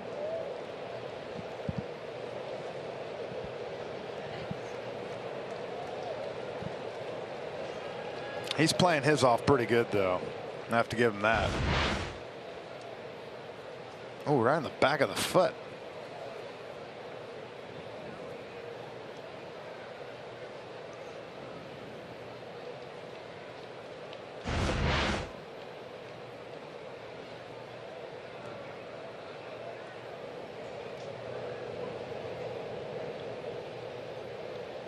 One ball, 2 strikes for Castillo. 2 on, 1 out. And there's that ground ball up the middle. Dansby can't get it. And here comes Abreu around. He's going to score. That'll make him feel better after he was hit by a pitch to start the inning.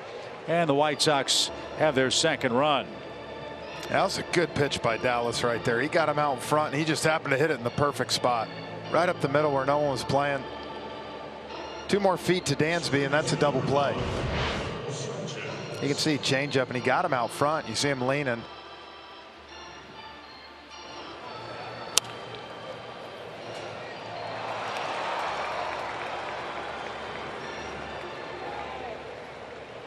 So every time the White Sox, with the exception of the 2nd inning, have put the leadoff man on, they've scored a run. Atlanta's lead is now 5 as Yolmer Sanchez hits. And this one's popped behind first. Foul ground. Long run. Freeman still going to the track, and he makes the play. What a catch by Freeman with a little bobble. Yeah, good, great catch. As you said, after getting hit in the foot, that couldn't felt too good right there, having to run back, but great concentration by him. Had a little bit of bobble, but was able to hold on. Now, talking to the White Sox broadcasters, they don't see Freddie Freeman all that often except on the highlight plays. And Steve Stone, who's won a Cy Young Award winner, and I worked with the Cubs, just was marveling at Freddie Freeman. Said, "What a great player." American League team in Chicago doesn't see us play. Even the teams that we play once a year, whenever they come in here or we're at their place, every single guy just talks about Freddie, and they just say most underrated player in baseball. He doesn't get talked about. And we always seem to focus on the bat. We forget he's a Gold Glove winner.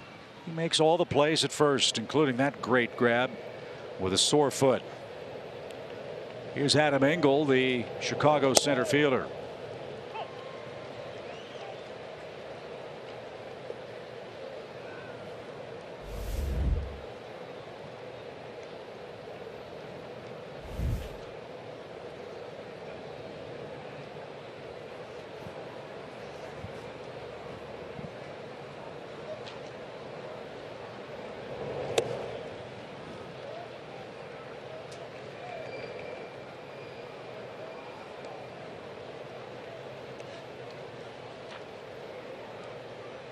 Engel's hit safely in 6 of his last 7 games.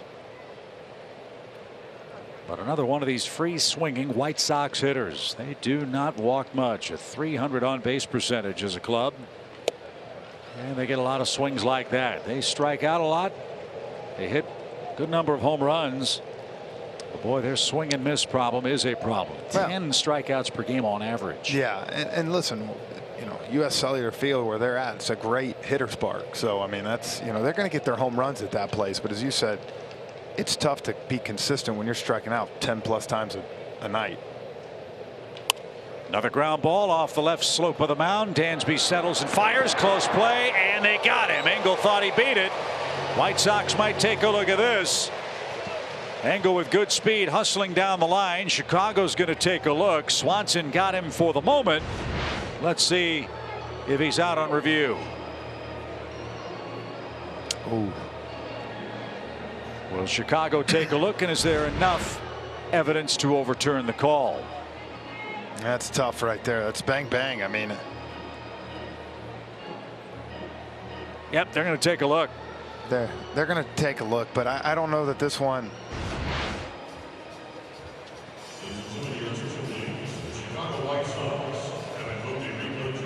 Well, if the old tie goes to the runner, unfortunately, they've got the runner.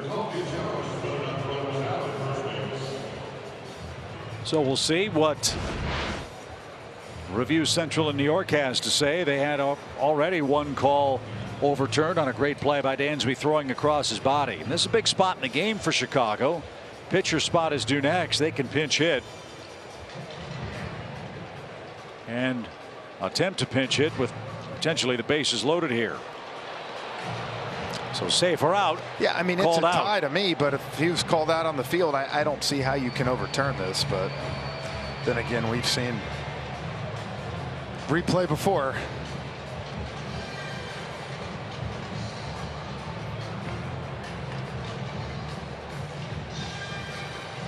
That's why you run hard on contact. Never know. I mean, that is as close as it can be, and he's called out. I'm guessing not enough evidence to overturn the call, and Engel out on a bang-bang play to end the White Sox third inning. So the call stands. Nice play by Dansby. Dallas gives up his second run, but not the lead. Atlanta Braves baseball is brought to you by Xfinity. Stay connected to your team with Xfinity, the official partner of the Atlanta Braves. Chevrolet, find new roads. And by Georgia Natural Gas, lock in a gas bill amount that won't change even when the weather does. The Guaranteed Bill Plan from GNG. Braves chopping down the White Sox early, 7-2. It's a 7-2 Atlanta game, 6 first inning runs. Ronaldo Lopez chased after 42 pitches. Jimmy Cordero has thrown 39 pitches in an inning and a third. And he's back out there for the 8, 9, and 1 hitters, and then he'll be taken down for a pinch hitter when we get to inning number 4 tonight. And Billy Hamilton is the batter. He ambushed a pitch in the first inning, a ground rule double that missed hitting off the brick wall by about 3 feet. Billy was all the way around second base by the time the White Sox got to the warning track. If that ball had stayed in play, he might have tallied an inside the park homer. See what he does here with nobody on or out in the third inning. A swing and a miss. That'd have been a fun one to watch right there. That is, for some, the most exciting play in baseball. An inside the park homer.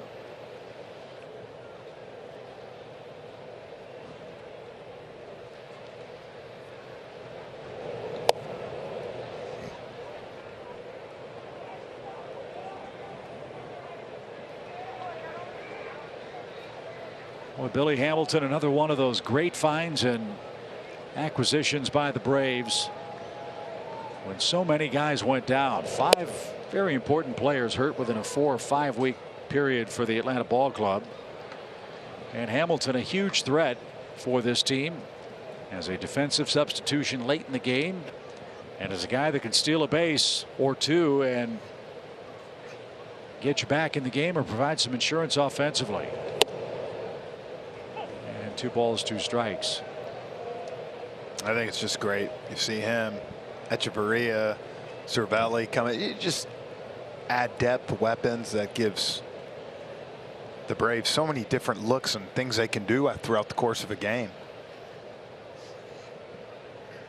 2-2 and fouled away. I mean, look, when we went in the playoffs last year, I mean, we were trying to put a bench together. Right. Well, that was... now you're going to have guys that probably deserve to be on the postseason roster that unfortunately aren't going to be able to be on it. And that's a good problem to have.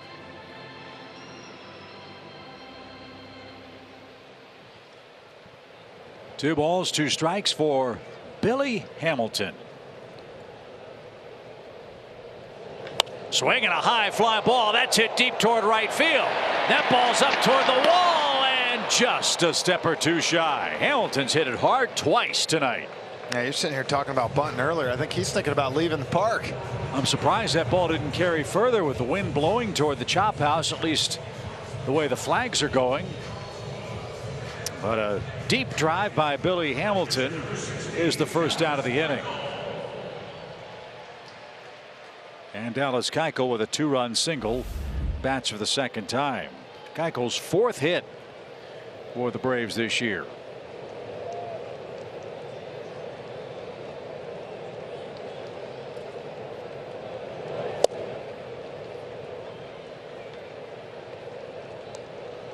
Josh Osich is warming up in the White Sox bullpen, or at least was.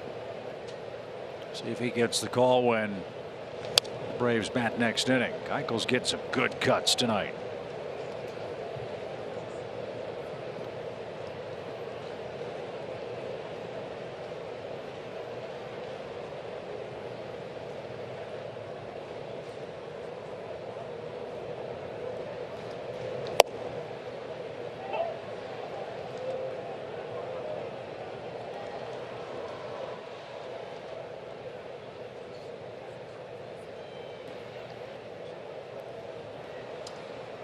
One-two pitch.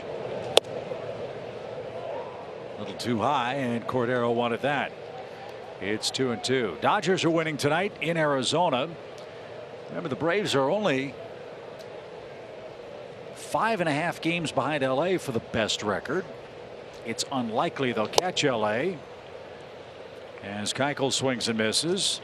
But the Dodgers got an injury blow today. Alana Rizzo, their fine sideline reporter, mentioned earlier today that Max Muncy has a fracture in his right wrist, and there's some inflammation quite obviously there. It's at least 1 or 2 weeks for Muncy before he'll be able to get back in action for the Dodgers, Jeff. And look, as good as the Dodgers are, they can be vulnerable too, and a guy like Muncy's a big part of their attack. Well, he's a huge part of their attack. You know, him, Bellinger, and Turner are kind of the 1 through 2, 3 punch in that lineup. Ozzie Albies the hitter. He's had a good night. He's singled, he's walked, he scored a run, and he's our Georgia lottery hitting the jackpot. Yeah, this whole time you look at what he's done this month, he's also got 4 4-hit games this month. It's the second most in the NL this season behind Charlie Blackmon, and that's just this month. Amazing. And he hits everywhere. I think he's batted everywhere but third for the Braves this year. Tonight leading off, 157 hits for the season. And a terrific series already with 5 knocks in the first 2 games. And he's done that all night long. Well, he had such a disappointing second half last year. When you talk, he had 220, only 17 extra base hits, and he's at 283 this second half, already with 25 extra base hits. So, isn't that the biggest challenge for an offensive player? Getting used to August and September baseball. Playing longer, absolutely. And I think Ozzie knows his body better, knows how to prepare, and it's showing. And I know Brian Snitker talks about this all the time. There is no way to prepare for that other than going through it and playing through it and learning how your body reacts. And you'll see a lot this month. The Braves, you know, there's plenty of days they don't take BP, which I think is really smart. And lined out of play to the left side. In a perfect world, I'm sure you'd love to have a 10-game lead with 26, 27 games to play. The Braves don't have that luxury. Not that you want to give guys extended time off, but you have a lead like that, you can rotate players in and out and give guys some extra rest. Braves don't have that luxury. The Nationals are only 4 games back in the loss column, and Atlanta's got them coming up 7 times, including the first 4 head-to-head here. And we saw what an off day can do. Freddie Freeman got it the day before he went up to Minnesota, and all he did was go up there and hit, what, 3 home runs and get 6, 7, 8 hits. So Ronald tonight, hopefully game stays like this. You don't even have to worry about him getting an AB. He can just have the night off. Game's a little bit later tomorrow, so it's almost like him having 48 hours off, and let him get ready. That's right. 5:10 start tomorrow. Tehran and Giolito. 2 balls, 2 strikes. And if there's been a spot where Cordero has missed consistently, that is it.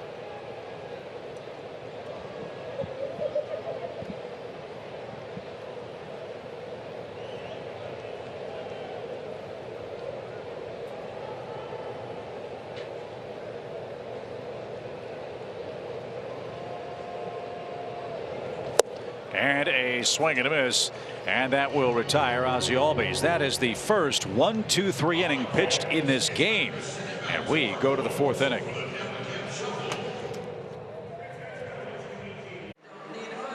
The Braves lead the White Sox 7-2, and we head to the 4th inning here at SunTrust Park. You've heard the guys talking about it. The rosters can expand up to 40 guys tomorrow, but don't expect anything too crazy from the Braves. Now, the one thing we know for certain is that they are expecting to bring Brian McCann off of the IL. They didn't want to do that today, so they didn't have to make a roster move. So tomorrow, when he's brought back up, he will just be added on to that expanded roster, and he is expected to catch that series finale tomorrow. Now, as for the guys in Gwinnett just made the playoffs, and they don't want to completely deplete that team, but you know the priority is to win up here, so they are going to bring guys up as needed from Gwinnett, but right now they see that it's probably just going to be 1 position player and 1 pitcher depending on how the game goes tonight. Obviously that will depend on usage in the bullpen and whatnot, but Brian Snitker said tomorrow we will not expect a wave of guys. They will be called up as needed. Okay, Kelsey, so we'll see who those will be other than Brian McCann tomorrow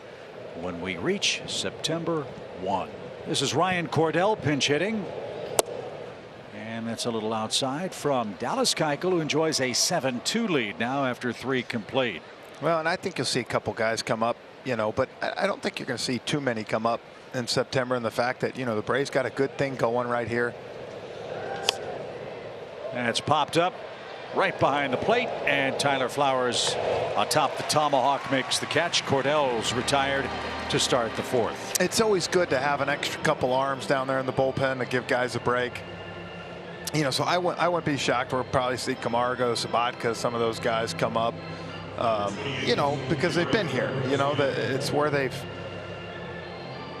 you know, had some success and been up here a lot of the season. So I think you'll see that. But I remember Bobby, you know, early on, he never loved bringing a lot of guys up in September. You don't want to mess up the mojo. It's going great in there. Not to say that those guys are going to mess it up, but you know, sometimes you can start getting 34, 35 guys in there. It becomes kind of a cluster.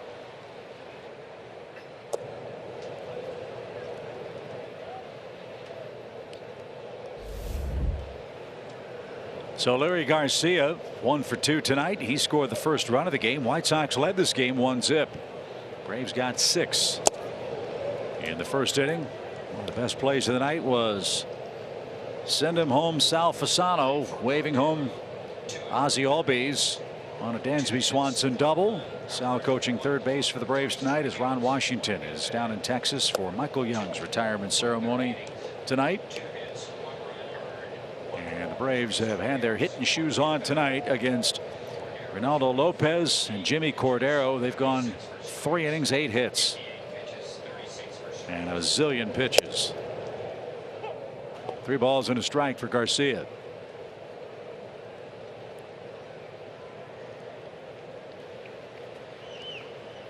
Now the only blemish for Dallas so far, he doesn't have a 1-2-3 inning. White Sox have 7 hits. All of them are singles, but he's had some stressful pitches to make tonight. See if he can come back from a 3-1 count and get Garcia, who's tough to walk. And he's going to ground out second with a clean play. And that's out number 2. Keuchel getting the ball on the ground now. And 2 up, 2 down. Here's a chance, Jeff, for that elusive 1-2-3 frame. Yeah, and you see that right here this season, the 3rd time through the lineup. Hitters have really kind of got to Dallas a little bit right there. You see that over 1,000 OPS. So you'd like to see him get through this lineup for the 3rd time tonight and not have many stressful pitches, stressful couple innings, because when you do get to the postseason, you know, Dallas is a guy that you're going to expect to go through the lineup 3 times. And I know that's something he prides himself on. And so I'm sure he's not happy when he looks at those numbers. About to make his 65th pitch. And Anderson skies it out of play foul with a 7-2 lead. And the stress that Dallas has had and the number of innings he's pitched over his last 3 starts. Might this one be one of those 5+ innings games for him tonight? Well, I think he'd like to get through 6. I think if you're Brian Snitker, even though, you know, he's had some stressful pitches, he's a guy that wants to work. He wants to be out there. You know, 66 pitches right now. So, you know, you get it here, you get to 70, and you tell him, hey, let's get a couple 15 pitch innings and get him through 6. How hard is it for a manager in a spot like this, knowing what Keuchel wants, knowing you want to preserve your bullpen too, but also knowing his next start is coming up against the team directly behind you, Washington? Does that factor in at all for a manager? I don't think with Dallas. Okay. I think if you're talking Mike Soroka, Max Fried, you might think about that. But this is a guy, he wants to pitch every 5 days. You've heard him. I don't like being skipped. I don't like the off days. I want to be it, and I want to throw the ball. So, you know, other guys, yes, but not Dallas. He's done this too long and been too good. Tim Anderson fouls it away. He's grounded out twice. Keuchel's got 7 ground outs tonight. It was like Tim Hudson. I remember Huddy always wanted to pitch. He never wanted an off day. He said, you know, some of his best games were on 3 days rest throughout his career. If you go look, because he said my sinker would move a lot more. When I was too fresh, sometimes my ball was flat. And those guys didn't have 97, 98. So they need the movement. Lined and a base hit. That's headed for the gap. Can Ortega cut it off and hold Anderson to 1? He's going to try for 2. Here comes the throw. It's on target and not in time. Anderson flying out of the box has his 25th double. And the inning continues for Chicago with Abreu coming up. That's a good throw by Ortega right here. That's perfect by an outfielder. The speed turn right there. And he put it right on the bag. You can see Anderson with a good slide gets that hand in, but I didn't think it was even going to be this close.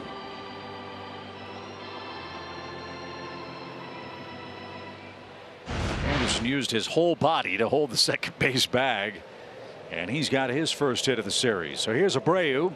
He'd like to exact some revenge on Keuchel. Remember, after Freddie Freeman was hit by a pitch, Keuchel nailed him on the left elbow. That raised a welt. And Abreu got some revenge by scoring the second Chicago run. And now Tyler Flowers out to talk it over.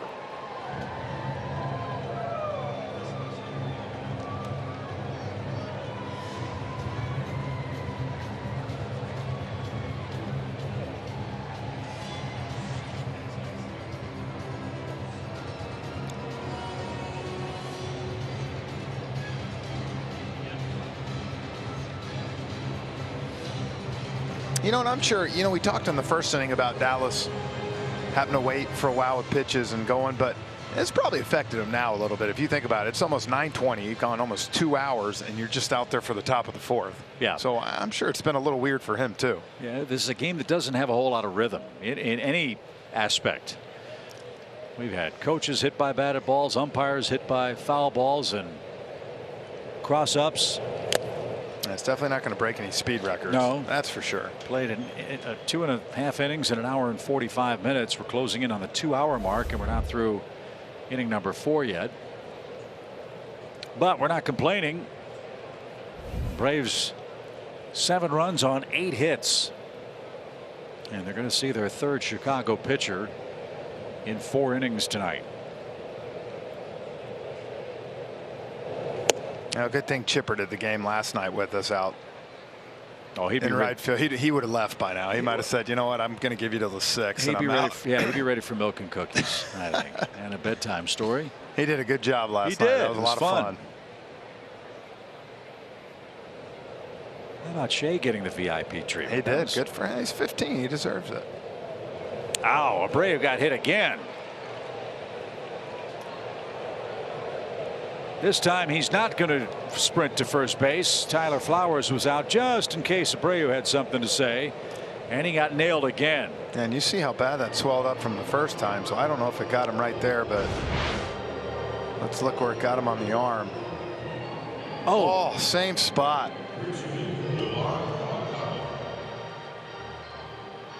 Maybe just a little bit up, just continue, but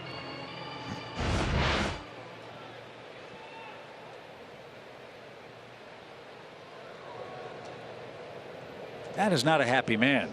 I don't blame him. And now Moncada hits in a 7-2 game. Pitch. Ball 1. Moncada 3 hits in his last 26 at bats. No extra base hits in the last 6. But still a career year in homers and RBIs. Yeah, you see Dallas really, as aggressive as these White Sox are, he's not wanting them to get extension. He's really, for the most part, relied on that cutter in, trying to get ball in on these guys. And, you know, when you come in that much, you're going to hit a guy every once in a while.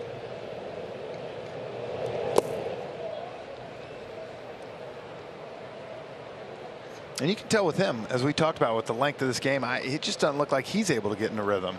Nobody is. Yeah. It's just been a very odd game from that standpoint. That's why it might be one of those 5-inning specials for Dallas Keuchel tonight. You can understand that. He's pushing toward 80 pitches. And that cutter is cutting, but he can't seem to dial in the inside corner yet. He can't get the White Sox to chase it. So now a big pitch in the game. 3 balls and a strike. With Eloy Jimenez waiting on deck. He's got a couple of infield hits.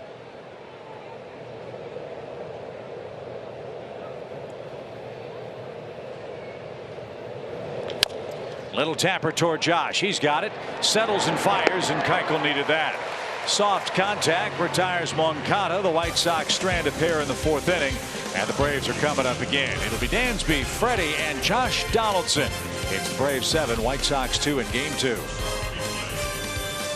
The Braves and Nats won't be the only rivalry here at SunTrust Park on Thursday. Fans of the University of Virginia and Virginia Tech can square off for their college nights. Each specialty ticket package comes with a game ticket, $3 donation to the school, and a co-branded hat. For a list of the remaining schools, go to braves.com/college. This is Josh Osich, and he's going to face the 2, 3, 4 hitters coming up. Don't forget the Georgia Bulldogs college night is coming up, and the UGA hats are going to be a hot commodity. There will be a limited supply of caps available at the Braves Clubhouse store for the Georgia Bulldogs night as well. And you can tag the Braves at Braves Retail on Twitter and Facebook and Instagram as well. Your Dogs got a nice 21-6 lead at halftime. Who finishes first, the Dogs and Vandy or the Braves and White Sox? I'm going Dogs and Vandy. Good chance. I thought me and you were thinking we'd have maybe a pop and watch a 4th quarter, but I don't know if that's happening. Well, we can maybe check out a Pac-10 game. Right. That'd only be halftime. That might be troublesome. As Dansby leads off, he's doubled, scored, and knocked in a run. Good to have Dansby back swinging the bat again, feeling good at the plate, and Osich, I think, tried to get him. Game like this might get a little chippy. Yeah, you know, it's. Listen, I get the whole. You can see right here. You hit Abreu once, you hit their star player twice. I get it. They're not happy. Yeah, I think Abreu is saying you had your chance and you missed him. So look alive, Dansby. 2 balls, no strikes.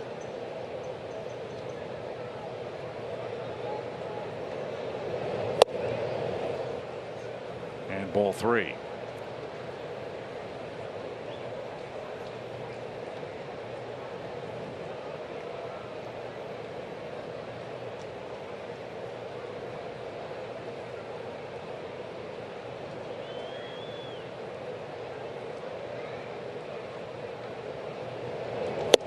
And a 4-pitch walk starts the Atlanta 4th. This has not been a crisply pitched game by anybody. And Freddie Freeman's going to be the batter. And Freddie Freeman's our Zaxby's indescribably good player. He's sad to see August come to an end. And he leads all of baseball, 109 RBIs. He's got 30 hits on pitches thrown, 95 plus, most in the National League. So you know Freddie can square up a heater. Josh Osich from Boise, Idaho. Played college ball at Oregon State.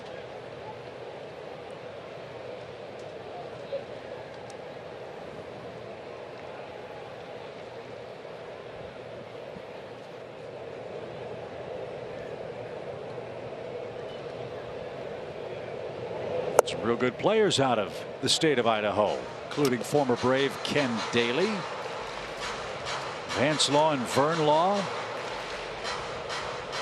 Harmon Killebrew was born in Idaho. And so was Josh Osich. And he's having trouble finding the strike zone right now. 6 pitches, 6 balls. Well, as long as he has trouble throwing it in the right-hand batter's box, we won't have any problems. The pitch. And that one cut on a miss. 2-1 the count. I keep seeing Jose Abreu shake his head over at first base. I don't think he's too happy. Nope. Said Osich went in on Dansby on that 1-0 pitch. And that's another reason why he's not happy. Look at that welt on the arm of Abreu. The pitch. Ball 3. So not only do you miss a little retaliation, you then promptly come in and can't throw strikes. 8 pitches, only 1 strike from Osich so far in the 4th inning.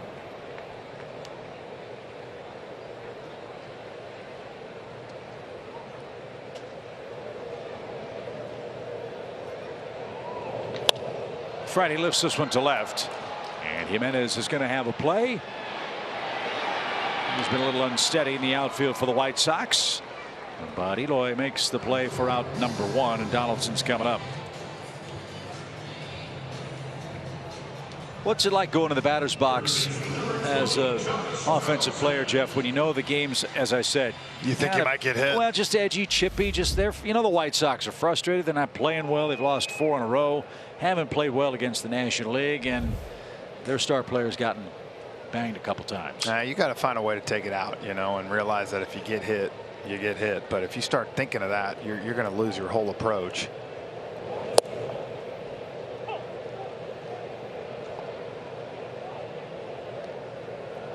Donaldson with a base hit in the 2nd, snapped that 0 for 14. Josh hasn't picked up a lot of hits. He's been on base a lot because he is walking a ton. 84 times. And a big swing and a miss there. He was swinging for the downs. It's 0-2. He's our SunTrust confidence player.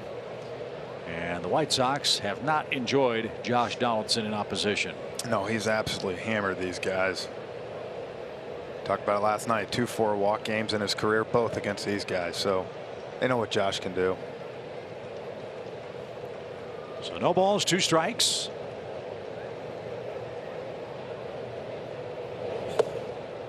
Castillo smothers that. Cardinals are trying to come back and sweep a doubleheader against the Reds. They trailed 2-1 late at home against Cincinnati. Aristides Aquino, the Punisher, with a 14-homer month for Cincinnati. It's unbelievable. Yeah, and we go back to making, or at least I was, kind of that little contraption you had with the tennis ball that looked like you were playing fetch with your dog. Well, I think I need to order one. A little too late. Pitch is fouled off Donaldson's foot. He's hobbled. Is there a full moon or something tonight? Because everybody's getting whacked with and baseball. It's still the bottom of the fourth. Yeah.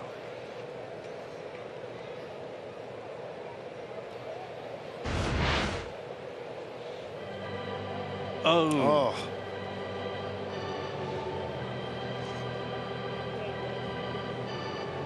How do you describe that sensation other than ouch? Yeah, there's a few other words that come to mind. I'll bet. That's another one of those things in baseball you can't exactly practice. Go on, drop a bowling ball on your foot and then try to see how it feels. 1-2 pitch. And Donaldson full with a breaking ball. He knew it. 2 outs. And Joyce, the hitter, he's reached twice and scored once.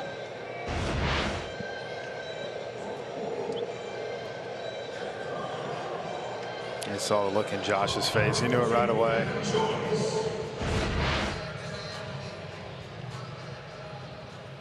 So it's lefty-lefty for Matt, who's done an excellent job for the Braves.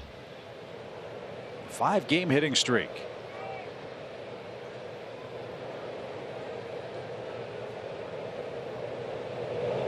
And high and tight.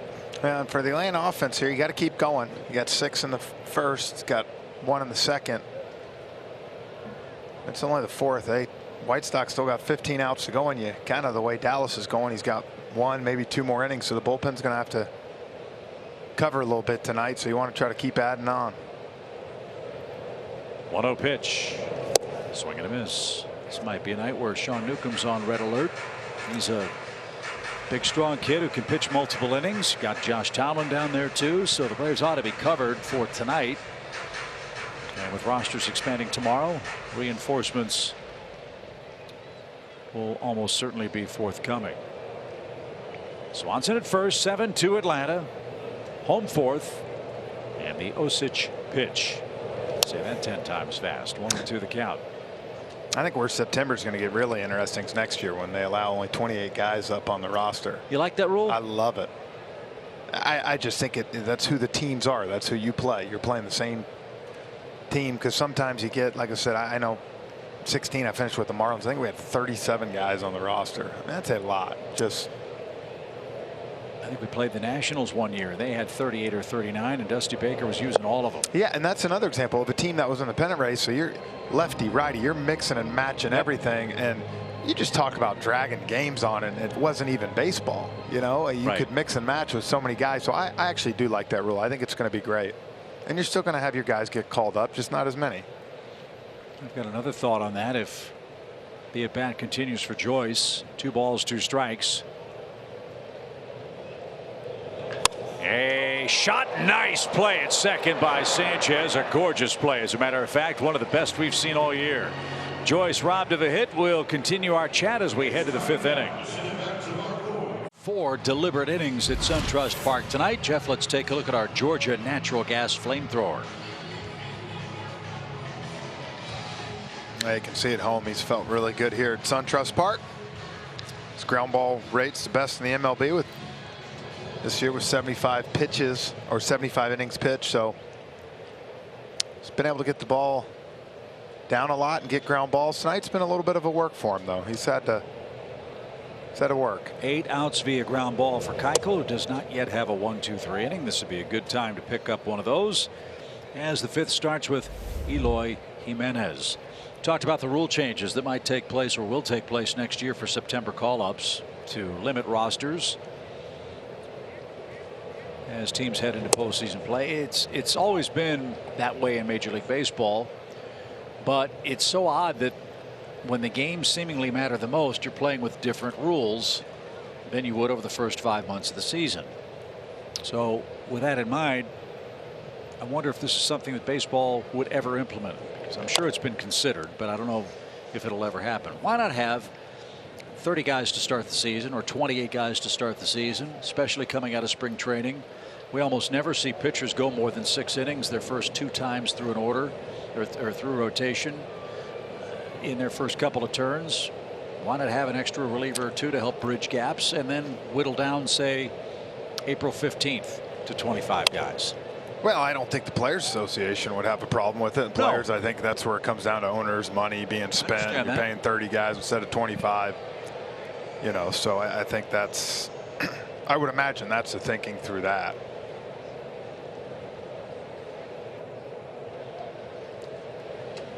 One ball, 2 strikes for Jimenez. He couldn't check his swing, and Keuchel gets the leadoff man. First time he gets Jimenez, and that's out number 1.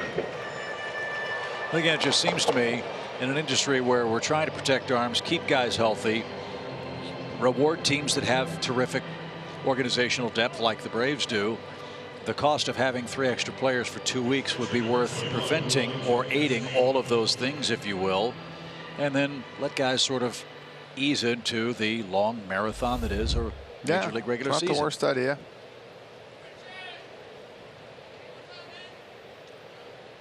So, Mr. Manfred, if you'd like my cell phone number, I can certainly give it to you. I have got a lot of ideas. Here's Castillo. He's got a base hit. And a bouncing ball ricochets off the White Sox dugout.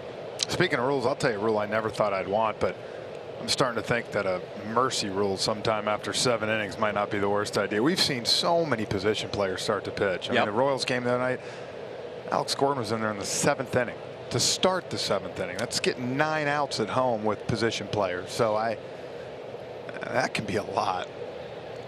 And then obviously the traditionalists will say, well, what about the remarkable comeback with 6 runs in the 9th inning, which doesn't happen all that often in today's era of specialization. Yeah, 6 runs in the 9th, you got yourself a chance. I'm talking 12 runs after 7. Maybe, but why not make it like Little League? If it's 10-run lead after 7, game's over. 10-run rule. Would the fans feel gypped if they? Oh, they'd get to see a lot of action, that's for sure. Yeah.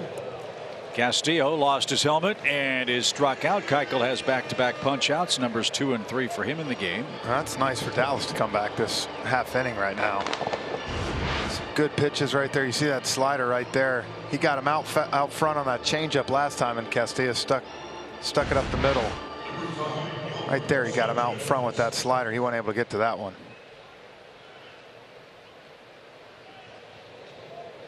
This is Yolmer Sanchez. He singled in 2 trips and just made a super play at second base. The other rule that's being talked about, and I believe is going to take place too, relief pitchers have to face 3 hitters. Yeah, I think there's been some pushback a little more on that one, though, which I understand that. What do you think about that one? I don't like that. No? No, I don't. I think it takes a lot of the strategy away that I think makes baseball good. When you talk about mixing and matching left, right through a lineup, I just don't like that idea. I think there's better ways to speed up the game.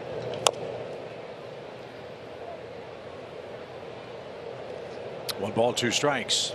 Yeah, see Dallas at 89 pitches here. He gets out of this right here. I guarantee you Snit will send him back out there for the 6. Yeah, he'd have the 8, 9, and 1 hitters coming up for Chicago. He's got a 5-run lead. He's got to get through this inning to qualify for the win. And he's a strike away from doing that with Sanchez up there with 100 strikeouts on the button. And he just is missing with that cutter. 2 and 2. Good thing for Dallas tonight, though, he's missing in with it. It's not like he's missing out over the plate, so hasn't got hurt too bad. Back to work he goes, and off the screen.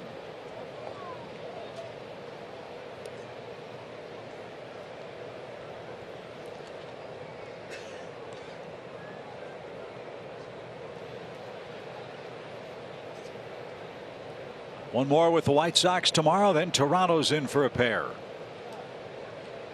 We got another off day at home. That's a treat, as this one's hit in the air towards center. Billy Hamilton, great speed. He's got it, and Dallas Keuchel has his first 1-2-3 inning. It comes in the top of the 5th. To the bottom of the 5th inning, Tyler Flowers will lead off, and on cue, he is tonight's Coors Banquet timeless moment. Look at young Tyler Flowers. Look at Tyler Flowers. He's got hair. Moss. Pretty good. Made his big league debut September 3rd, 10 years ago for the White Sox.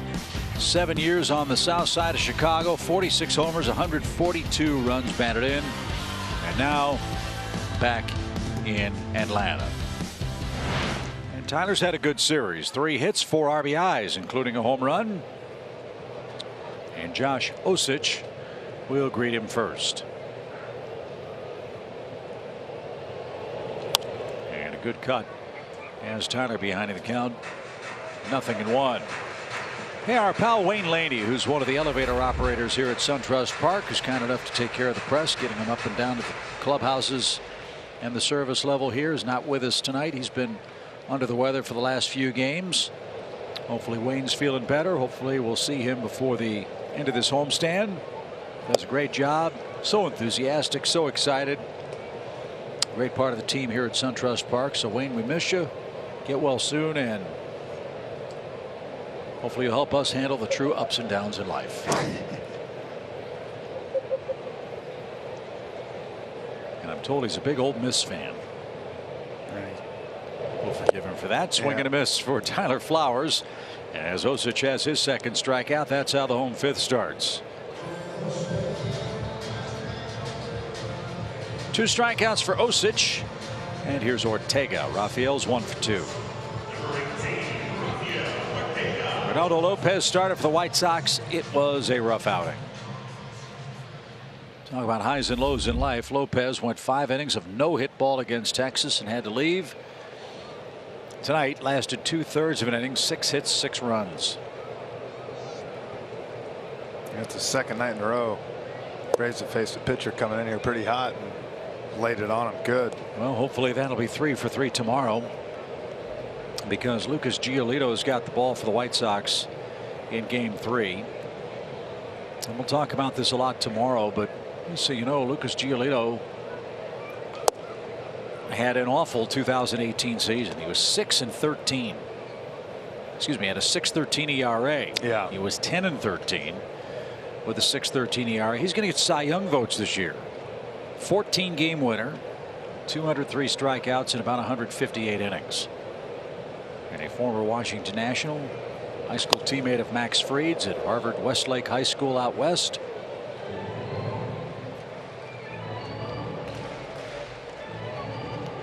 And a real interesting story that we'll delve into with you in more detail tomorrow. He'll match up with Julio Teheran, who, by the way, since May 1st, sports a 2.72 ERA. That'll be a great matchup. Remember, a 5:10 start if you have tickets. And then the big Steve Aoki concert after game 3 of the series. The pitch. And Ortega fouled that off before it hit him. 2-2.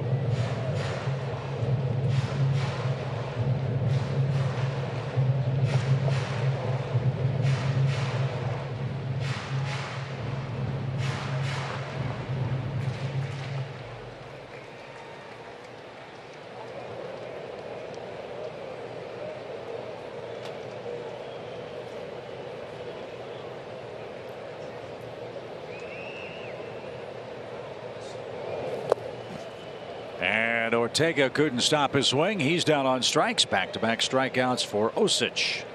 That's number 3. And here's Billy Hamilton.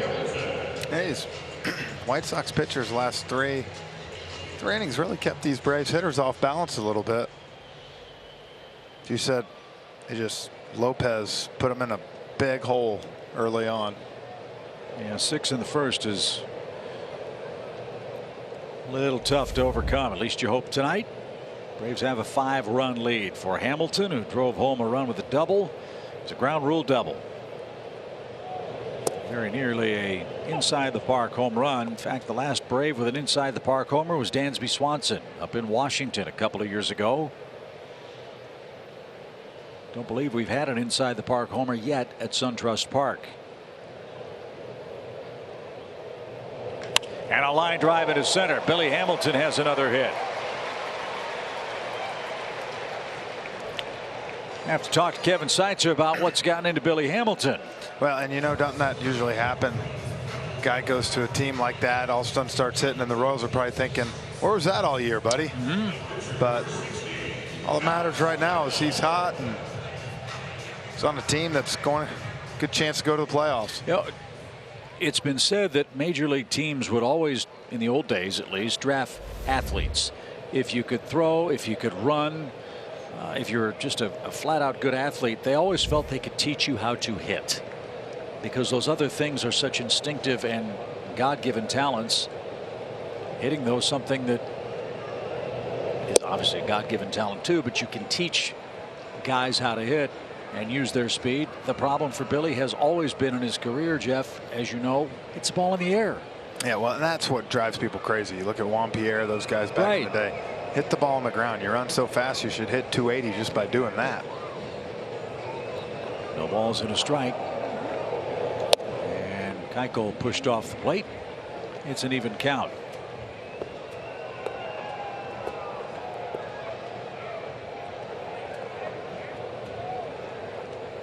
What you think about the Braves in the early 90s? What a weapon Otis Nixon was.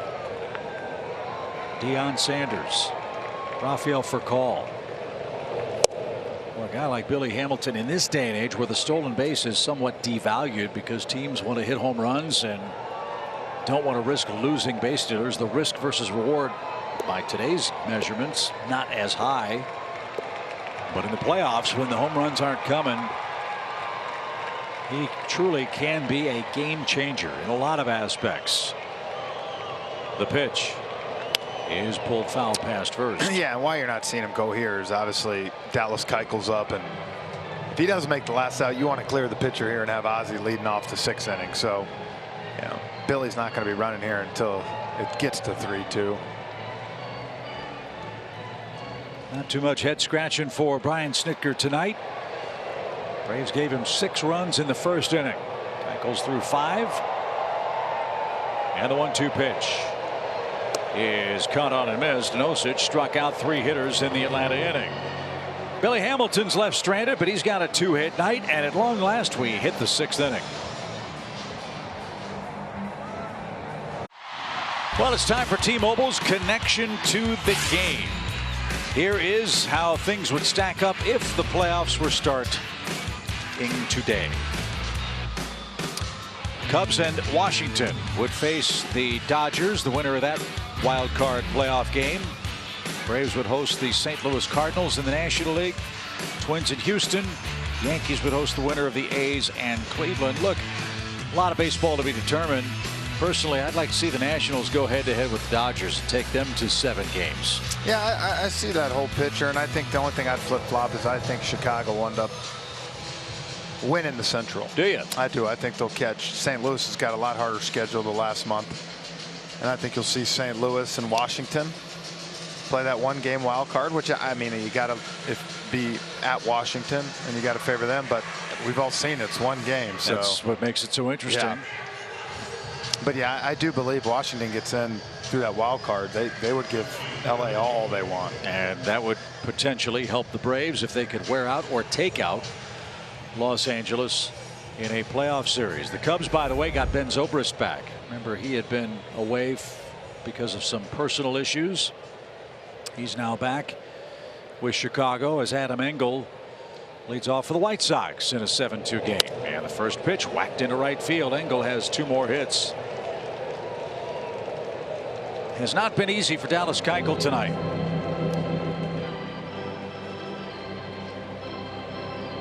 And Osich is going to hit for himself here. White Sox have Ryan Goins, Matt Skoll, and James McCann on their bench. And that's something else that's truly changed in baseball. With 9-man bullpens, you're awfully short on your bench. Well, and this all comes down to me right here, that You know, they want to keep him out there. He's shutting down the Braves, but they need innings more than they need anything else. So I'd imagine you'll see him lay one down. And Keuchel knows that. Delivered a quick strike. Nationals won tonight. They beat Miami 7-0. See, for Miami, that is their 14th consecutive loss on the road. A new team record. It was Steven Strasburg pitching for the Nationals. He's having a great year. I don't think folks are talking enough about him in the Cy Young conversation. As Osich lays down the bunt, Donaldson's throw on the money, and it's a successful sacrifice. What a great bunt by him. Yeah, it doesn't do it much. Put it right down the third baseline to force Josh to come in. Well, those guys from Idaho, you know, they throw those big potatoes at you, and they have all kinds of funky spins, so guys know how to put the bat on the ball if you're from Idaho. So I didn't know. Thank you for sharing that. You know, it's that kind of research you don't often get on Braves television. Runner at second, one out, and back to the top of the order. And you know what the key is? If you're bunting potato, you have to keep your eye on the play. Here's Garcia. Runner at second, one out. Garcia's 1 for 3. 9 ground ball outs for Dallas Keuchel tonight. Braves bullpen beginning to stir now. Dallas approaching 100 pitches. One of those games where you don't really worry so much about the number, but the stress. I think 1, 2, 3 innings. Yeah, I think Dallas has got 2 more hitters right here. I think you'll see him get a chance to get Garcia and Anderson. You know, Garcia reaches. You might see them bring Luke Jackson in to face Anderson, but I don't think you're going to let Dallas see Jose Abreu for the 4th time. Well, if Abreu comes up, he might want to wear a catcher's shin guard on his left arm. He's been hit by a pitch twice. 2 balls, no strikes. Ground ball toward Donaldson, read the right hop, and a perfect throw on the run for the second out. 10 ground ball outs. And here's Anderson, who doubled with 2 outs in the 4th inning. 43rd hit this month for Tim Anderson.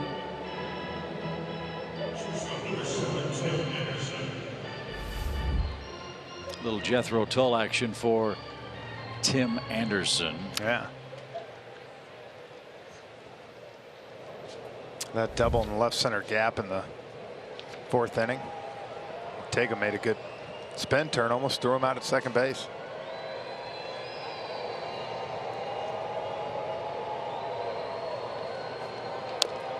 Well, he has been out in front of that changeup. He's been fouling off that cutter all night. And Keuchel's gotten Anderson to hit the ball on the ground twice in 3 trips.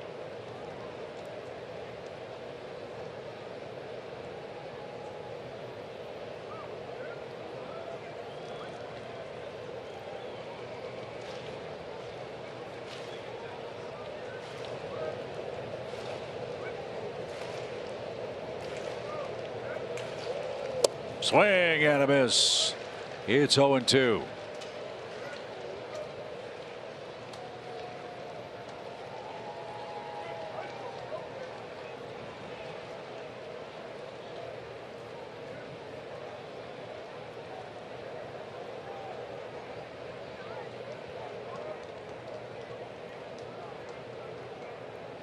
See if Dallas can finish with a flourish with pitch 101. Ground ball to Josh. Got the friendly hop and a perfect throw, and Dallas Keuchel musters his way through 6 innings tonight. It was a struggle, but he leads 7-2. The MLB Ballpark app will complete your next visit to SunTrust Park. You can buy and manage game tickets, redeem special check-in offers, access exclusive content, and much more. Download the MLB Ballpark app today. Chip and Jeff with you from SunTrust Park. Kelsey Wingert along as well. It's Atlanta 7, the White Sox 2. As we head to the home 6th. Top of the order coming up. It's Ozzie Albies. He'll turn around and hit right-handed after going 1 for 2 in his first 3 trips to the plate. New pitcher on the mound for Chicago. 2 innings, 1 hit. This is Hector Santiago.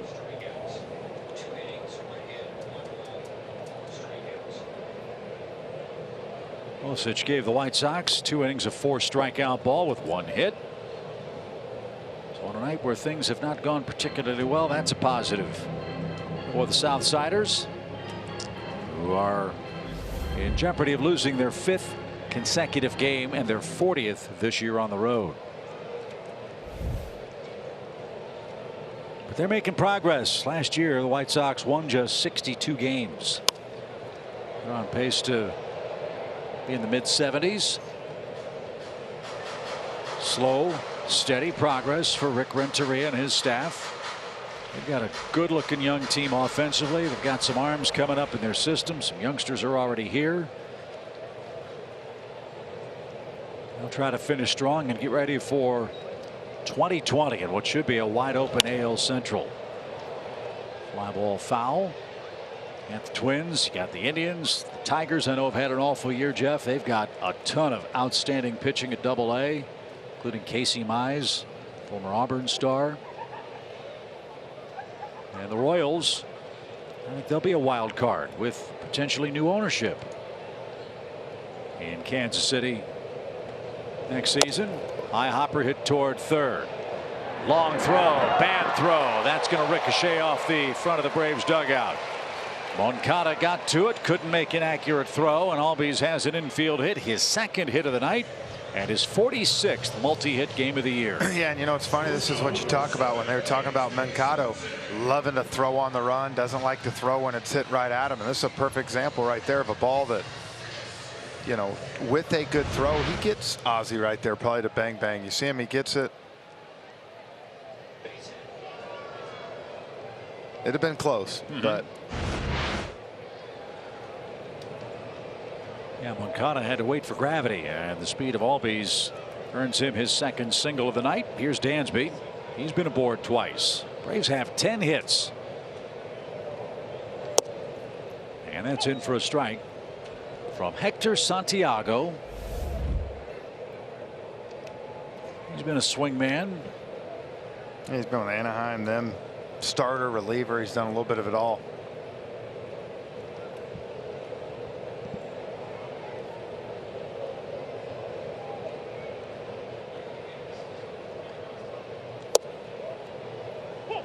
We didn't think much of that. It's quickly 0-2. Got to take this chance real quick to congratulate my buddy's grandma, Julia Smith Dixon from Albert County, 101 years old last week. Watches us every night. Wow. So happy birthday. No question. Big Braves fan.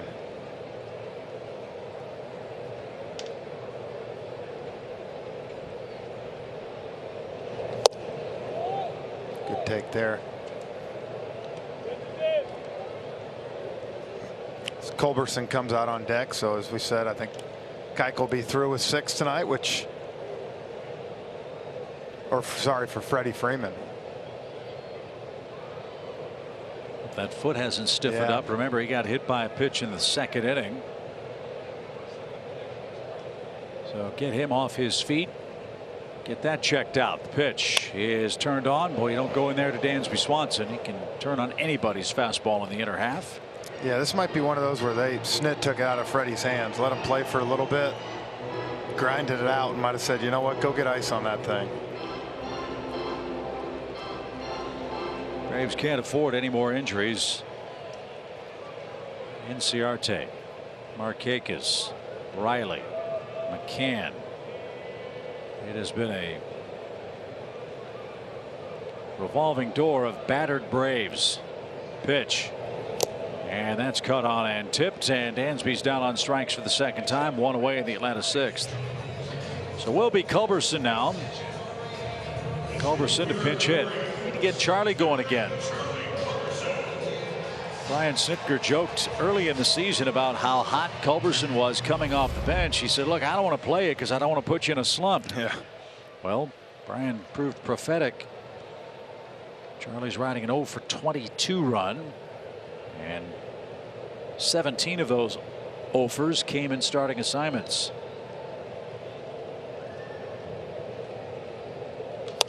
First pitch popped up. Abreu in foul ground is going to have plenty of room, and Culberson's retired on one pitch, 2 away. And here's Josh Donaldson. If you didn't catch this in Toronto, Josh Donaldson kind of has a cool act when he hits a home run and runs around the bases. It's something that he and Eric Young devised.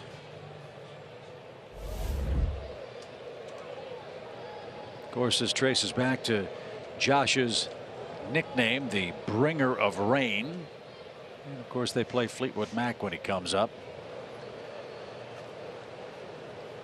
First, the pitch from Santiago. It's hammered toward third.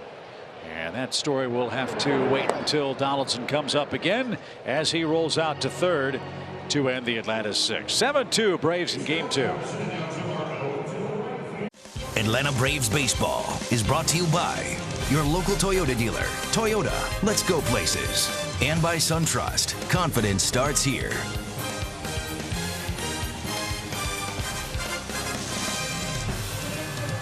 All smiles for Atlanta tonight. They lead the White Sox in game 2 of this series. Charlie Culberson will get some time at first base. Hopefully nothing seriously wrong with Freddie Freeman after he got hit by a pitch. He looked really uncomfortable running the bases in the Atlanta second. So Chris Martin will take over after Dallas Keuchel went 6 workmanlike innings tonight. 9 hits, 2 runs, no walks. He struck out 3 and registered 11 ground ball outs. 101 pitches for Dallas. All in all, he battled with, he didn't have control of that cutter, missed it in a lot on guys, but you know what? Gave up some runners, gave up some hits, but at the end of the day, 6 runs, 2 innings, you'll take it every time. I was going to say, on a night where the casual fan would say, well, he really wasn't sharp. He only gave up 2 runs. Yeah, 2 runs in 6 innings. So you'll take that. So Martin versus Abreu, who's been hit by a pitch twice, and he's lined out softly to second. This guy is a great player. And with the popularity of the Cubs overshadowing what the White Sox do in the Windy City, more folks around baseball, I hope, will recognize just how terrific Jose Abreu is. He has a thunderbolt for a bat. And that one lined into left field for a leadoff single. Yeah, it was 113 off the bat. I'm glad we held him to a single. That's a very angry man right now. I don't blame him. Abreu, Frank Thomas, and Paul Konerko are the only White Sox in the history of their franchise with 5 or more seasons of 100 or more RBIs. He's 2 homers away from a 30 homer and 100 RBI season, something he's done 3 times. 3-time All-Star in the American League. And is in 14th place on the all-time White Sox RBI list. Remember, this is a charter franchise in the American League in 1901. So truly a remarkable player, Jose Abreu, who Jerry Reinsdorf, their owner, has said hopes never wears another major league uniform. And he's at first with Charlie Culberson. And Juan Moncada, their third baseman, the batter. Charlie Culberson is not a small man. He is right now. Look how big Abreu stands at first base.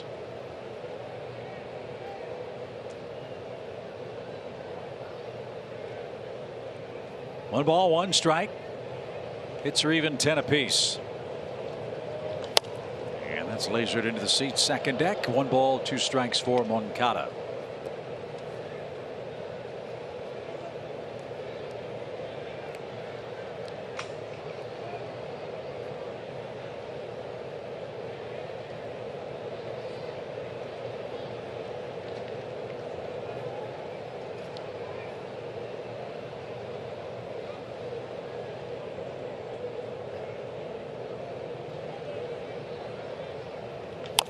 Little tapper. Martin, funky spin, got to it, and Charlie couldn't hang on.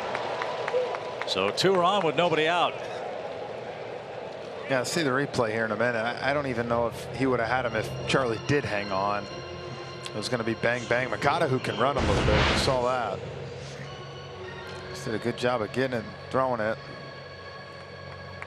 Yeah, he probably would have had him.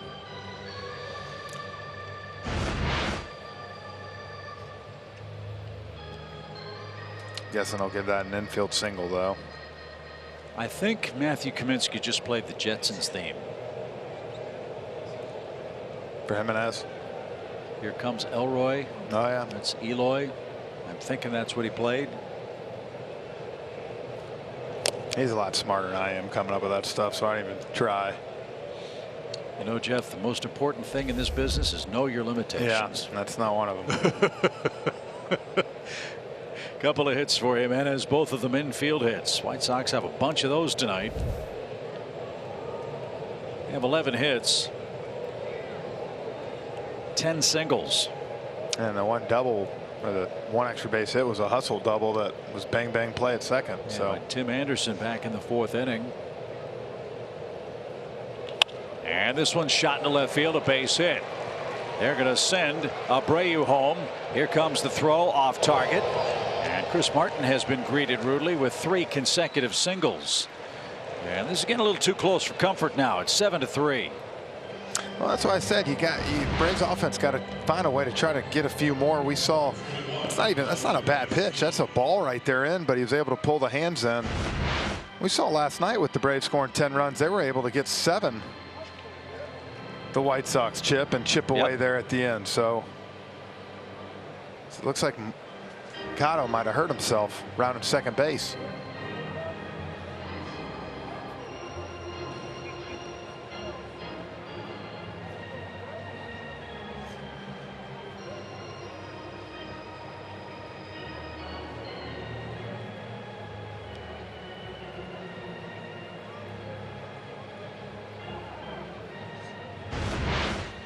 So let's take a peek.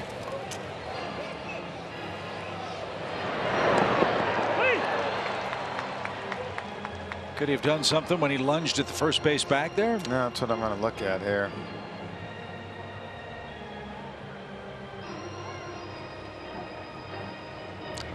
Bottom of the hamstring. Just above the knee up there. And he says he's okay, so Wellington Castillo, double play candidate, a run in, nobody out in the 7th inning. It's 7-3.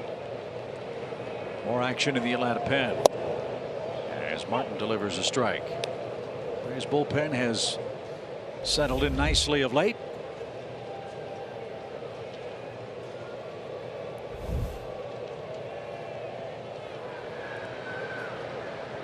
The second run Chris has given up in his last 8 appearances. See Sean Newcomb warming up down there. Big lefty. And that's in for strike 2 to Castillo. It's 0-2. He turns around to complain. I hope he wasn't complaining about that pitch. Maybe he was just turning around looking, because that ball is right down the middle. I was hoping Pat Hoberg said, "What's your beef, Wellington?" I like that one. Thank you. 1 in, 2 on, nobody out. And here it comes.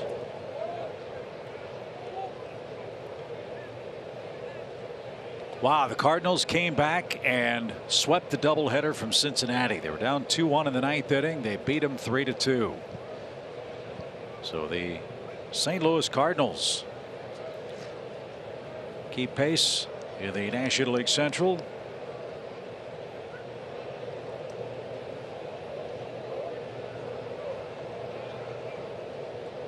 Milwaukee beats Chicago 2-0 today. 1 ball, 2 strikes. The pitch. Ground ball. Donaldson, nice play. Second base, 1. Ozzie the turn. What a double play. That's as good as it gets.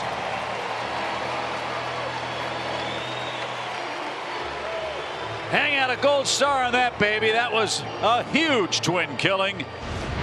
And Moncada at third now with 2 down. Yeah, great play by Josh. You saw it almost was going to sneak through, and that'd have been a tough base hit right there to sneak through. As you see here, Ozzie does a great job turning to, and hopefully that'll get Martin. He's one guy away from getting out of this thing.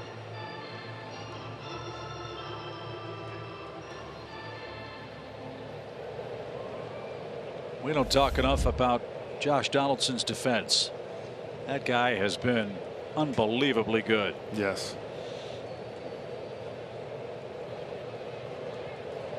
Homer Sanchez overpowered with that pitch. Strike 1. That's another great thing about this Atlanta club. Gold Glover at first, a guy that might win it at second. Dansby Swanson, slick as they come, and Josh Donaldson at third. Get the ball on the ground, you are going to be out. Let your defense make the plays. 0-1 pitch. Just inside corner. Good call. Good pitch. 0-2. Coming up on the stretch. Presented by Georgia Natural Gas. The guys will talk about Dallas Keuchel's 14th start tonight.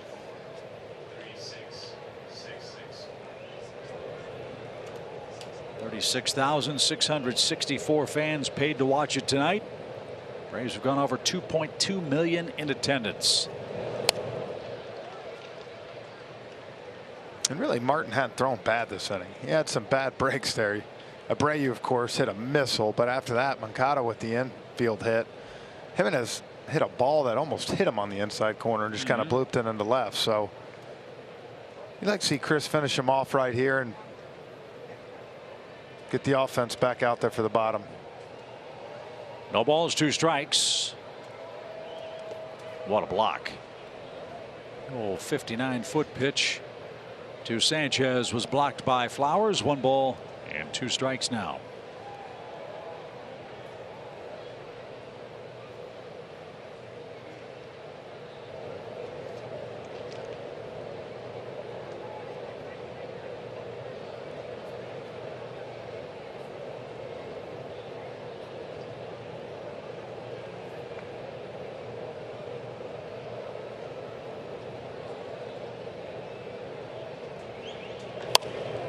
That almost picked off Moncada. It's been that kind of night. And the third base coach, they both had to go ducking for cover. He's already gotten hit once. Nick Capra on the foot.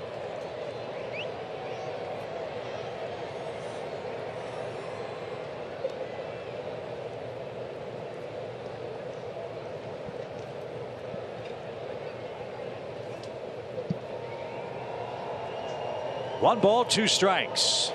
7-3 Atlanta now. Sanchez putting up a 7th inning fight. Goes again on 3 hours here in game 2.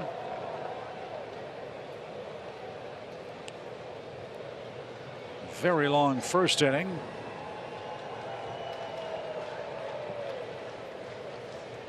And base runners all over the place. 22 hits, 10 runs, and 15 men left on base to this point, as this one's hit to the right center field gap, and that's going to score the 4th White Sox run. Sanchez on his way to second. He'll slide in safely, and he's got a hustle double. So 2 runs across in the inning. White Sox not going away. This is eerily reminiscent of what happened last night. And they're checking this. I don't know if he might have slid off the bag. I saw Dansby tell him to take a look, but he went in so hard. Second base, you wonder if he popped off. Nah. So Walt Weiss. See what Dansby's looking at here. Yeah, his left knee and shin were on there. Ooh, even there. But the glove came off the back. Yeah. I'm not so sure that's what the replay rule was intended to do. Seems like you ought to reward a base runner for that kind of hustle if you come off the bag for a split second. But the letter and spirit of the law is got to keep your body part on the base, and the infielders are taught to keep the tag on just in case they pop up. But no such luck on Sanchez. So Martin gives up a couple of runs. Adam Engel's got 2 hits tonight. Matt Skoll is on deck if the inning gets that far. If it does, you might see Newcomb come to get him. Swing and a miss for Engel. 0-2. Can't let this one slip through our fingers. Braves led it 7-2. Actually, they led it 7-1 after 2. Nationals already beat Miami 7-0. You know, the Nats are watching our game tonight, hoping that the White Sox can come back late. They handed the Marlins their 14th straight road loss.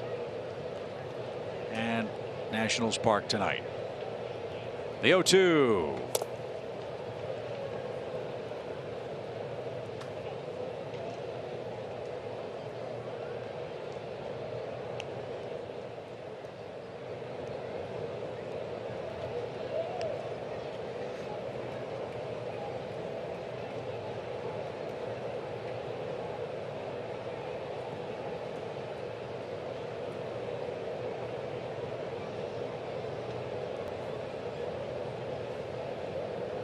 Pitch number 23 from Martin to Adam Engel is on the way. And that's into the White Sox dugout. Martin's been getting 2 strikes on guys this inning, just can't put them away. They're fouling some balls off and forcing him to finally make a mistake.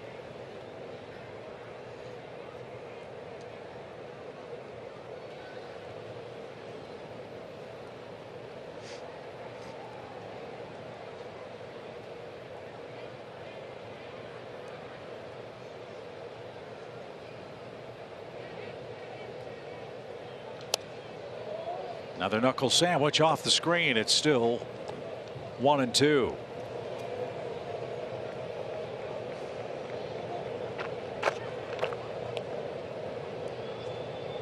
Cardinals and Reds had a doubleheader today. They've got another one tomorrow.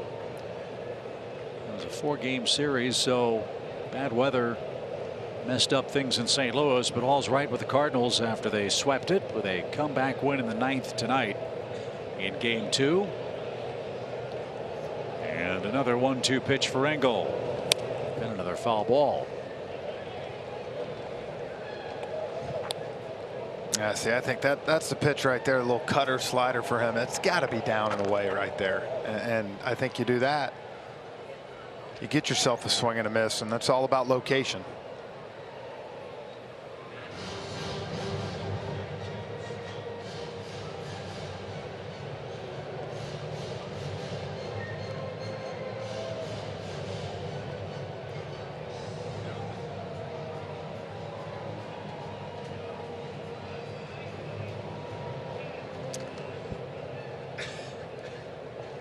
Abreu, Moncada, and Jimenez all single to start the inning. Castillo hit into a great double play. Yolmer Sanchez doubled home the second run. He's at second with 2 outs, and Engel another foul ball. It's about a $75 at bat for Adam Engel, who played for Charlotte most of this season. Big part of Braves country. Our fans in North Carolina. That's where the White Sox AAA team is located.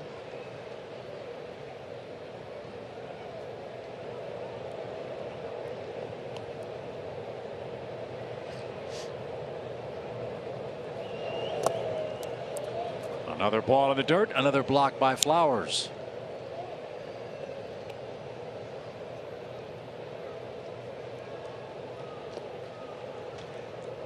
The word I would use to describe this night for the pitchers would be struggle. It's just like you said, there's been no flow to it. No one's really gotten a good rhythm out there.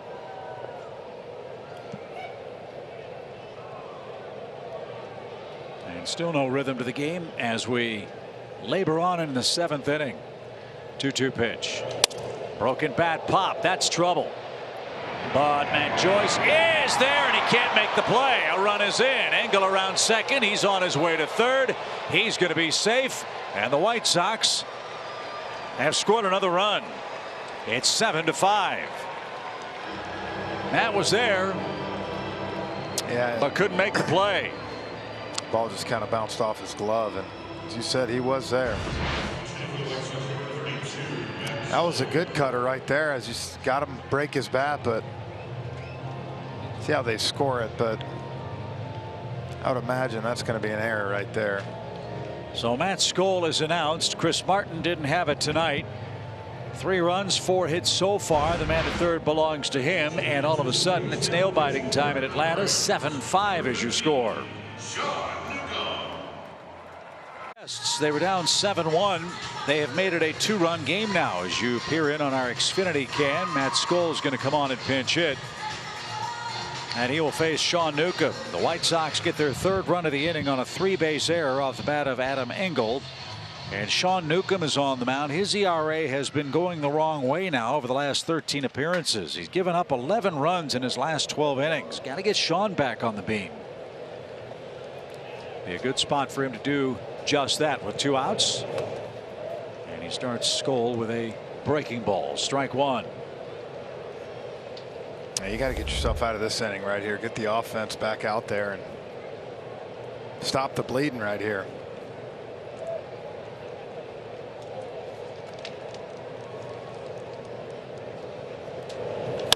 Line drive to center.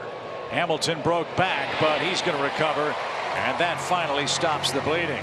Chicago scores 3 times on 4 hits. They've made a game of it. Time to stretch. The game was started by Dallas Keuchel. The stretch will be started by Jerome Jurinovich. Matt Joyce is going to lead off. Ross Detweiler, a longtime veteran left-hander, is going to come on and pitch. He too is a swing man. He's made 8 starts.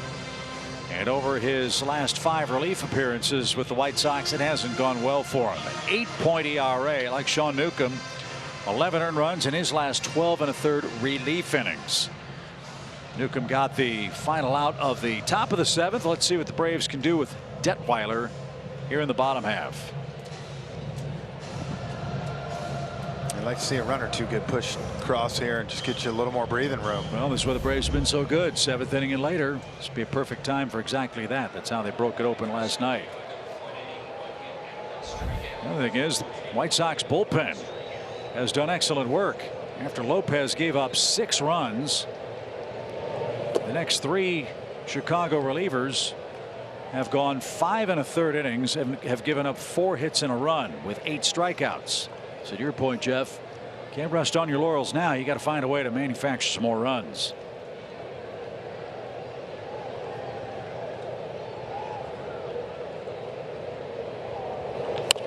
Detweiler's a native of Wentzville, Missouri. That's a suburb of St. Louis. Went to Missouri State. Out to the big leagues for the first time with the Nationals. He was the 6th overall pick in the draft 12 years ago. He was used as a starter reliever, a little bit of everything in Washington. Just never really found his niche there, though. Kind of was up and down. I remember 4 years ago, Detweiler was briefly a Brave. And the first shot off the bat of Matt Joyce against Detweiler is right to the second baseman Sanchez, and 1 up, 1 down here in the 7th.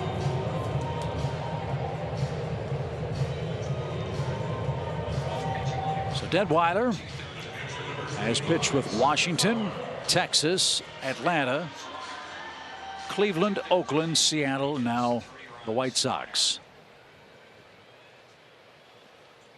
Ross is now 33 years old.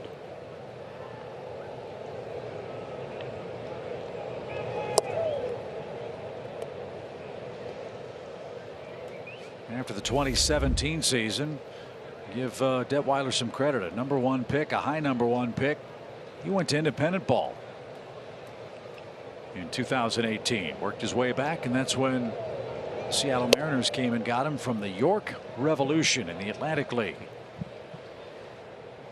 And then he went back to York, his second stint with them at the start of this year. It's a great story of persistence. Been good luck for him. You bet. Flowers drives that one down the right field line and into the crowd. 36,664. Again, the attendance.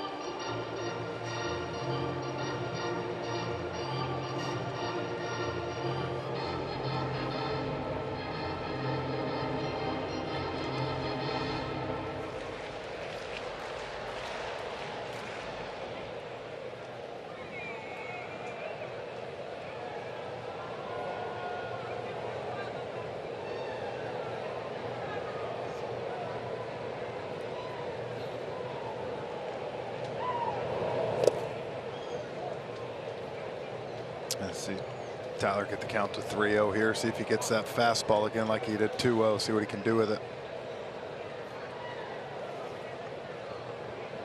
7-5 Braves have the lead. White Sox will have the top of their order in the 8th coming up.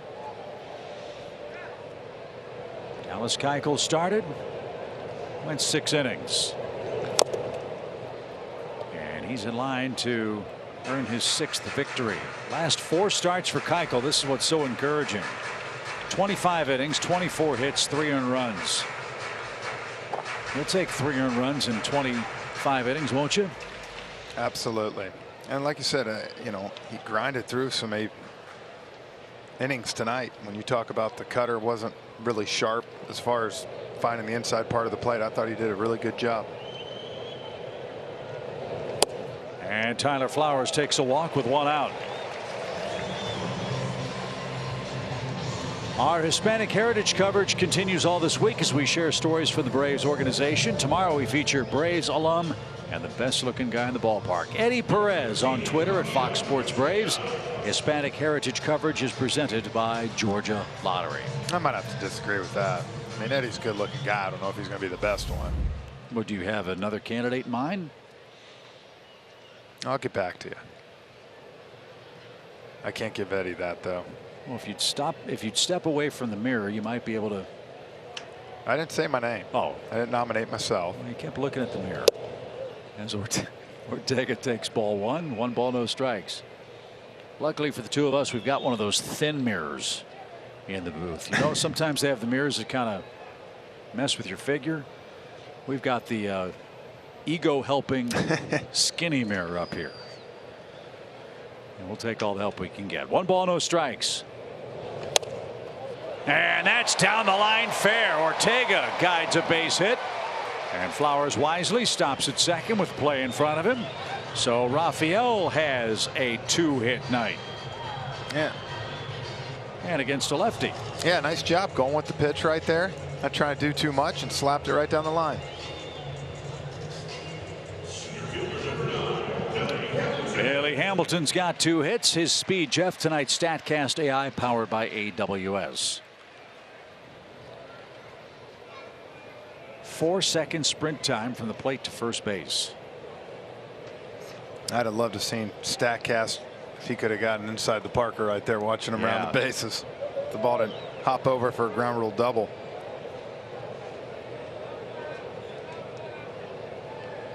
Engel was playing him pretty shallowly in the early going, but he stepped back a step or two as Hamilton, batting right-handed, takes a strike.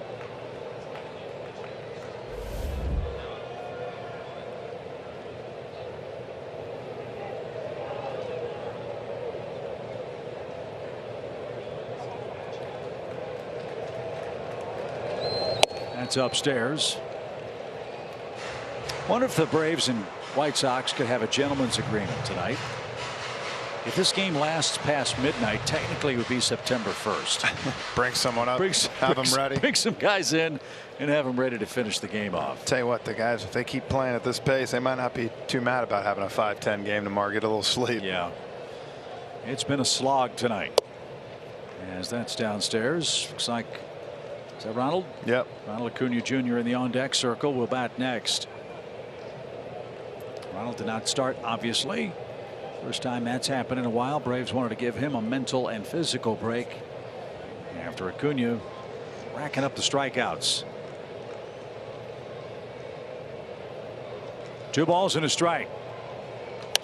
And out of play by Hamilton. It's 2-2. Well, as a manager, I know Brian Snitker, I'm sure, wishes he could just give Ronald a full day off. But now when it's 7-5 like this, you have no choice but to put him out there. Got to win the games. Yep.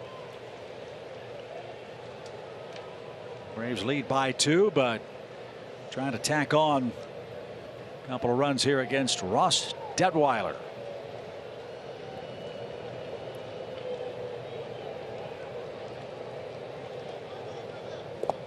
There's a good take. And a full count.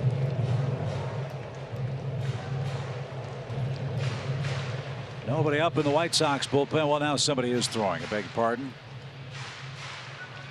Hidden from view.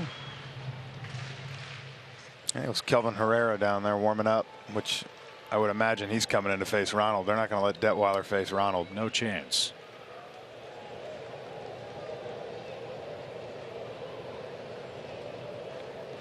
So 3 balls, 2 strikes. Runners lead with 1 out. Not going. And Hamilton takes ball 4. They're loaded. So that's not what Renteria had in mind, but the Braves are more than happy to oblige. They've got the bases loaded.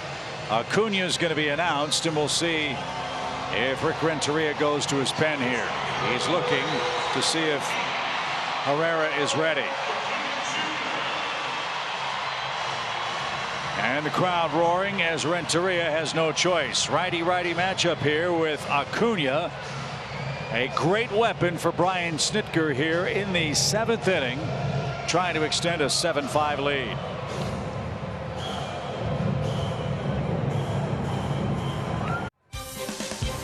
Atlanta Braves baseball is brought to you by Delta Airlines, your local Ford dealer, and by the Georgia Lottery. Today could be the day. Braves are smiling right now. They've got the bases loaded and a 2-run lead in the 7th inning. And this is not the Executioner. This is Kelvin Herrera. I got my former Royals closers messed up last night.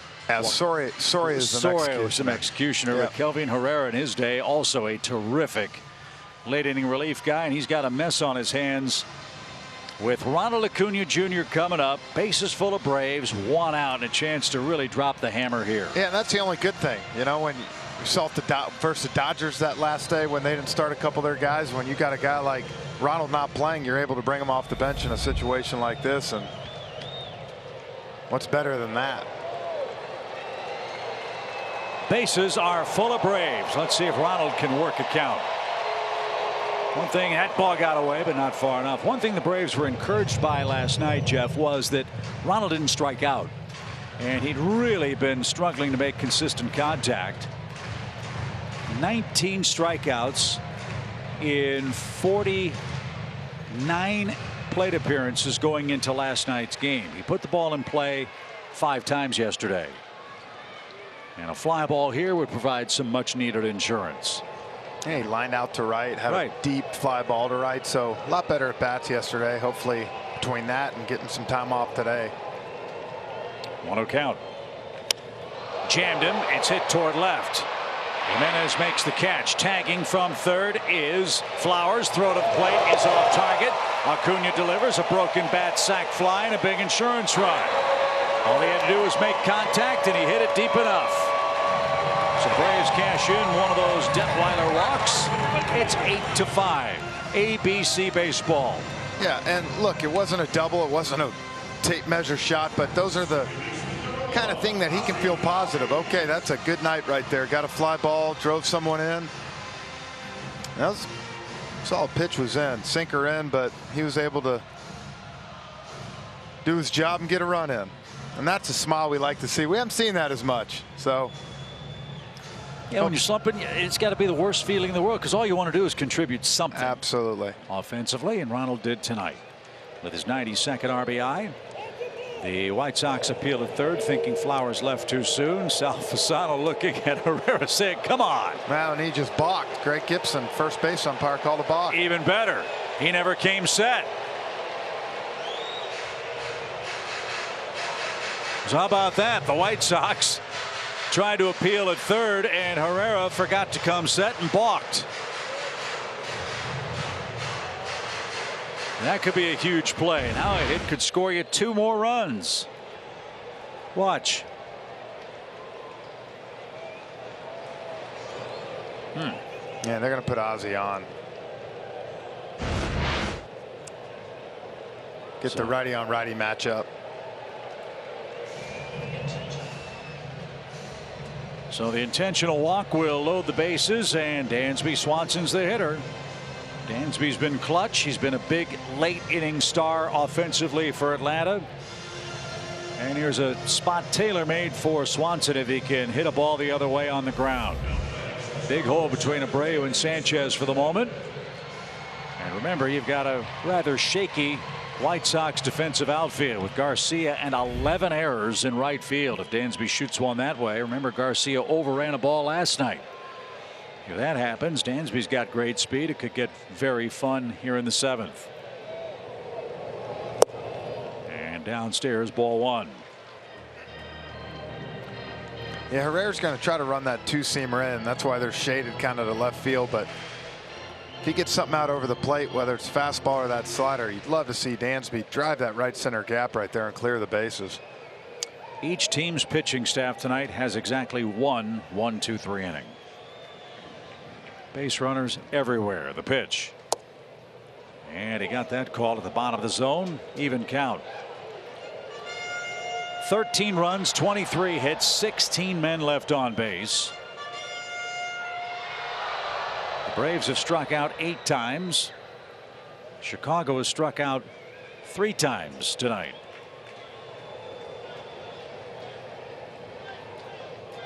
One ball, one strike. And a late call. Same part of the strike zone. Down this time, inner corner. Tough pitch.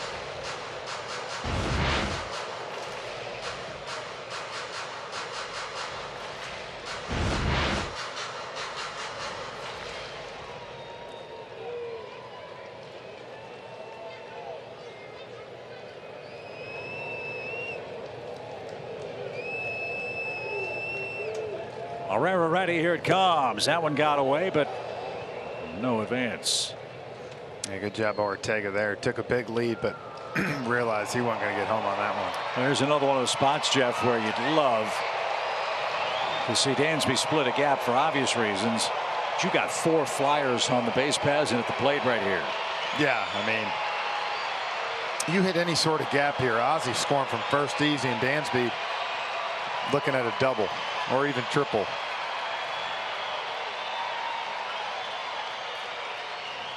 So he's got the count even 2-2. Herrera's gotten strikes at the bottom of the strike zone. The pitch. Missed inside. It's 3-2. All of a sudden, Castillo here in the late innings having trouble catching the baseball. So now Herrera has to throw a strike. 3 walks in the inning. 1 of them scored so far. And this is where it's tough, though, because he's throwing 2 fastballs on the inner part. You know, close to being balls possibly, but you got to force him to get that ball out over the plate, because you saw what he tried to do to Ronald here. 3-2. Runners go. Ball 4. A run is in.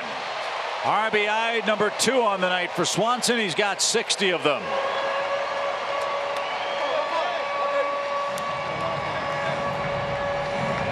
Ortega scores. Hamilton to third, Albies to second, and now Charlie Culberson's the batter. He has seen exactly 1 pitch tonight after he followed Freddie Freeman. Yeah, and you can see the way he pitched to Ronald. You just saw what he did to Dansby. Charlie's no different here. He's going to try to run that fastball in on him, get it out over the plate, and hit it right back where it came from. 5 walks and a hit batsman tonight for the White Sox staff. 2 of the walks and a hit by pitch have come home to score. And that one got away, and that's going to score another run. Castillo couldn't handle that. Billy Hamilton streaks home. It's a 3-run inning. All 3 of those runs belong to Detweiler. And this is, I'm sure, Chip, what we talked about right here. You see this ball not even close, and Castillo couldn't get it, but you get yourself back in the game 7-5, and then between walks and mistakes, when you're playing a team like the Braves, you can't do that. And now Atlanta's really, Charlie's got a chance here to really open this thing back wide open. That's what happened last night. It was a 6-5 Atlanta game, and the Braves got 2 in the 7th, 2 in the 8th to pull away.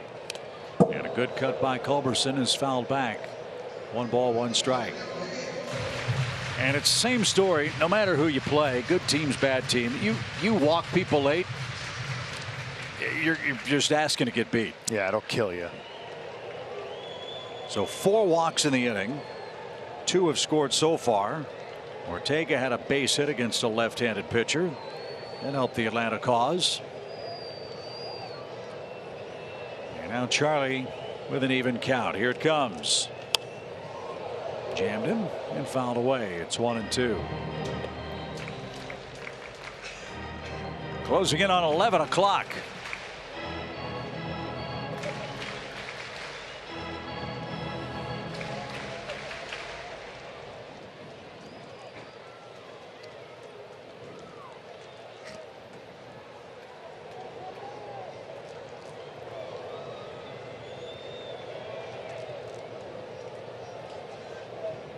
Swanson and Albies, the runners at second and third. The 1-2 pitch. Here she is. Swing and a miss. And that will retire the side. An ugly pitching inning for the White Sox, who had zero control. 4 walks, 2 score, and the Braves stretched the lead to 5. Braves up 10-5 as we head to the 8th inning here at SunTrust Park, and you have seen Sal Fasano coaching third base tonight. Many of you were wondering how Ron Washington was spending the evening. Our Xfinity game break takes us to Arlington, Texas. A standing ovation for Wash tonight as he returned on the night the Rangers are retiring Michael Young's jersey number 10. Look at Wash. Of course, he managed Young and the Rangers to back-to-back World Series in 2010 and 2011. Nothing but love for both of those guys tonight. Well-deserved honor for both men. By the way, the Mariners are trying to spoil the party here. They're leading 2-1 in the 8th, but it doesn't matter. It's all about Washington and Young tonight, fellas. You bet, Jerome. They love Ron Washington in Texas. You played for him down there, and we're so blessed to have him here. Oh, there's no doubt about it. I try to tell people how lucky we are to have Wash here, not just as a third base coach, but as a mentor to some of these infielders with Snit, those guys. Look, Wash went to 2 World Series. I was part of the first one in 10, but you saw how much he means right there to Michael Young. I mean, Michael Young's face said it right there, and you saw the applause he got. He did a lot for that place, and we're lucky to have him. I'm really glad he was able to be there tonight. So Anthony Swarzak takes over for the Braves after Sean Newcomb put out a 7th inning fire. Let's see if Anthony can have a clean inning. Again, that's been a bit of a concern for Mr. Swarzak, who was so good for that 17 inning scoreless streak earlier this year. Last couple of outings for Swarzak, 3 runs over 2/3 of an inning. This has been a real struggle for both pitching staffs tonight. Braves have 1 1-2-3 inning pitched. The White Sox have 1 1-2-3 inning. Leury Garcia, their leadoff hitter, has been on base once. He scored the game's first run in the first inning.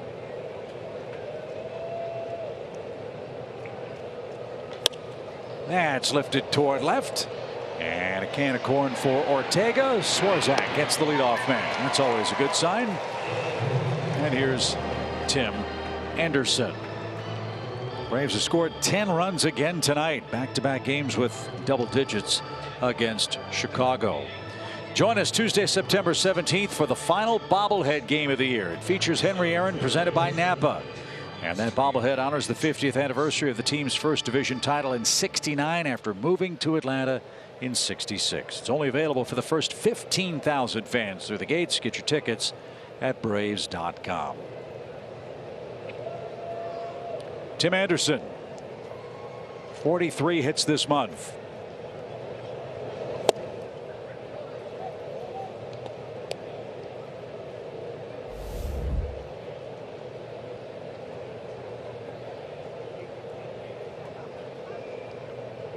Tim's out of Braves country, out of Hillcrest High School in Tuscaloosa, Alabama.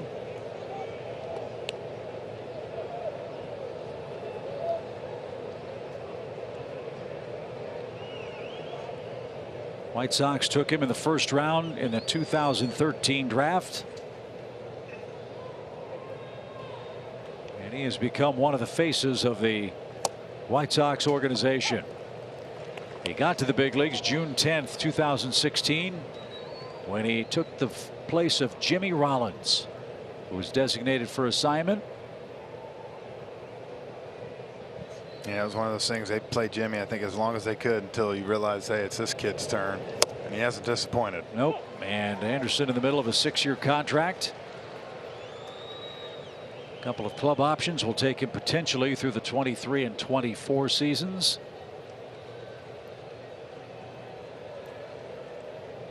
Hopefully for him and for the White Sox as they take the next step, he'll improve his D. Dansby Swanson, great play, got rid of it fast, but not fast enough. Boy, Dansby's had himself a very interesting night at shortstop.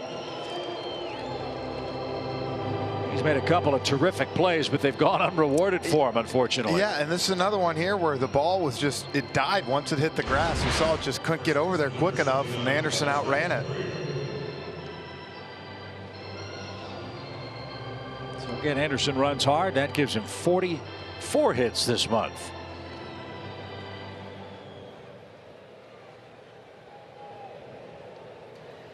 And here's Abreu, 1 on, 1 out. Let's check out that left upper arm of Abreu after Dallas Keuchel hit him with pitches in back-to-back innings, the third and the fourth. It was an ugly looking welt after the first one, and then next time up, Abreu got hit in almost the identical spot.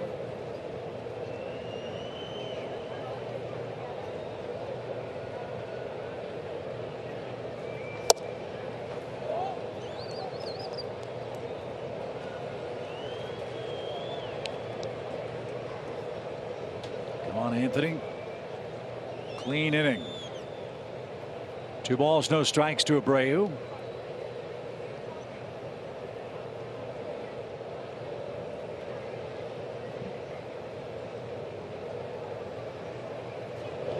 Ground ball toward third. Donaldson's got it. A clean turn will be a double play.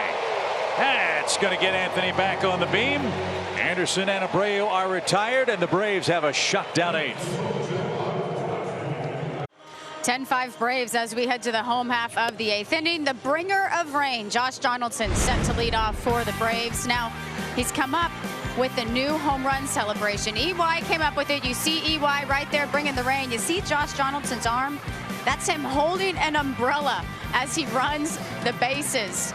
Now, we did ask him if this is going to be a season-long thing. That happened during Players Weekend. He said he doesn't know yet. And, guys, we haven't seen a home run yet. So the next home run we see, we're going to find out if this is a new season-long tradition of holding the umbrella around the bases for the bringer of rain. I like it. Why not? Yeah. I have one subtle improvement I'd like to see made. If I can make a request. First the pitch. When you have an umbrella, don't you have to unfurl the umbrella? Yeah, but you can't do too many things. Wait a minute. Why not? That takes too long. You got to make it look good quick. All you have to do is just pop the umbrella.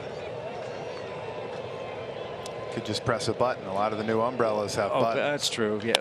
Line drive, left center field. Will we see it? That ball is gone. Check him out. There he goes around first. He's got the umbrella out. All right. He pushed the button and he makes it 11-5. Good job, Kelsey. Perfect timing.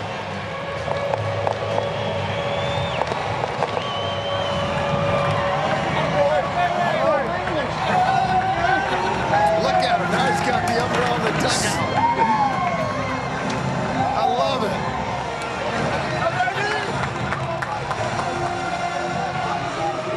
That is awesome. That is great. The only thing that would have been better is if he had it in his back pocket and he pulled it out of the pocket and went around the bases with an umbrella. Wow.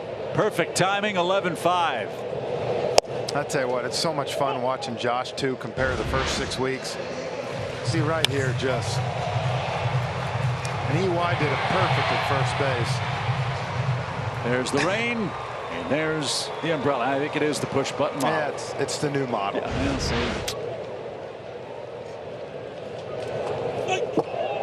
That went inside to a Danny Echeverria. Look at EY.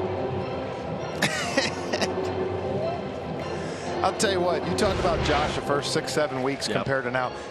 You see how much fun he's having in there with those guys, and I'll tell you what, I want him. I'm tickled for him to have the year he's having, but selfishly, I want him back so bad. Last homers came against the Mets on August 25th. Matz and Sewald surrendered blasts for Josh, who's now hit 33 of them. Well, I think that's going to be the intriguing question. A, do the Braves want Josh Donaldson back? B, does Josh want to be back? And C, how many other suitors are going to be after Josh Donaldson? Well, I think you'll see people after him, but I think the good news is you can tell Josh feels comfortable here playing for Snit, playing with these guys. So hopefully that helps out a little bit when he's deciding, you know, where he wants to go for the next few years. And then, of course, the last part of that equation is, let's be honest, what are the dollars? What are the terms at his age? And that's meant with no disrespect, but look, that's just the physical and economic realities of the game. But I agree with you 100%. He's become one of my favorite guys on this team just because of all the intangibles he brings, not just what he does on the field. I think he's brought an edge and a swagger to this team. Well, you go back to spring training and you think about when he said, look at the back of my baseball card. That's my point. Back then, I think everybody kind of might say, wow, look at this. But as you get to know Josh, and it's actually funny now when you listen to that because, you know, that's just who he is. And I would assume from a young player's standpoint, you always wonder where you rank, where you stand. I think a lot of the young guys on this team know how good they are.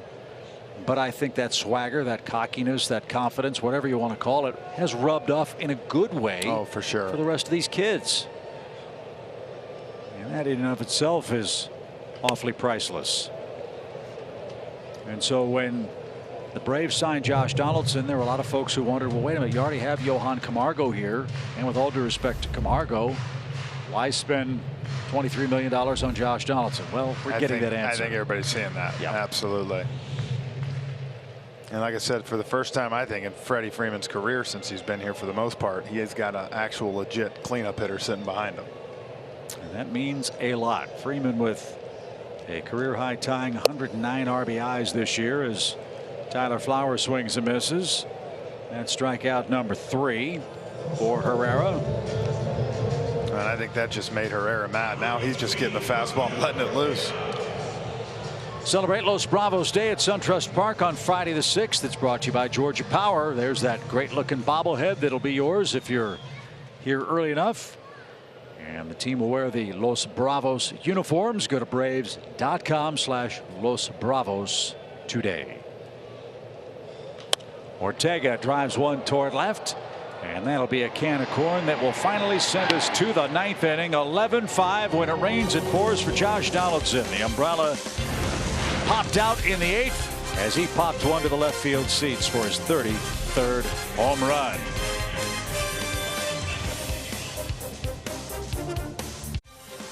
Well, in case you missed it, we caught up with Dallas Keuchel and Tom Glavine in our pregame coverage today. Now you can head over to Fox Sports Braves to watch the two lefties talk all things baseball and shoot a game of pool. I'll bet Tom scratches on his next shot. Oh, the cutting. Did we ever find out who won? No, I don't know. I forgot to ask. Brian Woodrum, our producer, shot that video. Woody, who won?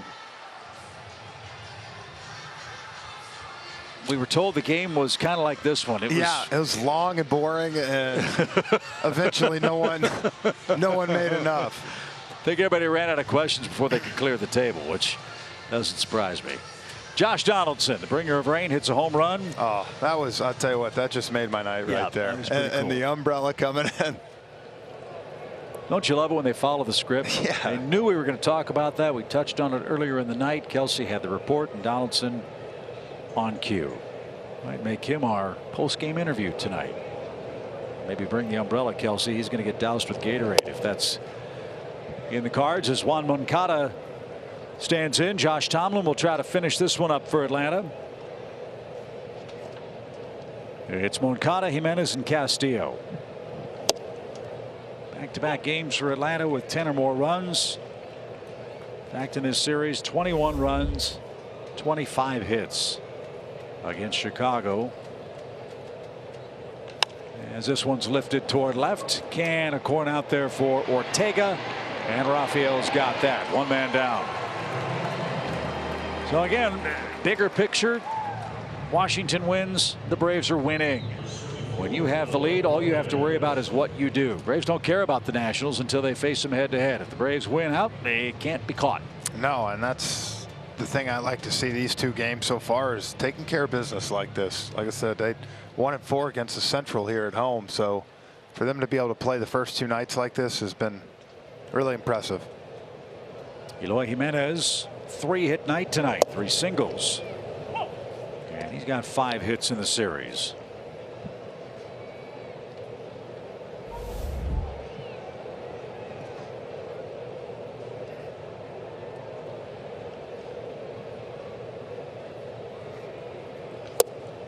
And I think the great thing too is when you're down in the locker room, you're around these guys day to day. Last year, everybody was so excited to win the division, and you know, rightfully so. This year, you go down and talk to them about the division. They're talking bigger picture. You know, they got their eyes set a little bit farther this year, which I like. Well, I think too, Jeff, the amazing thing about this team is after winning the division last year, they set that as a goal, and to your point, going further than that, but they never get too far ahead of themselves. I would think games like this against the White Sox, Toronto coming up, would be very much trap games.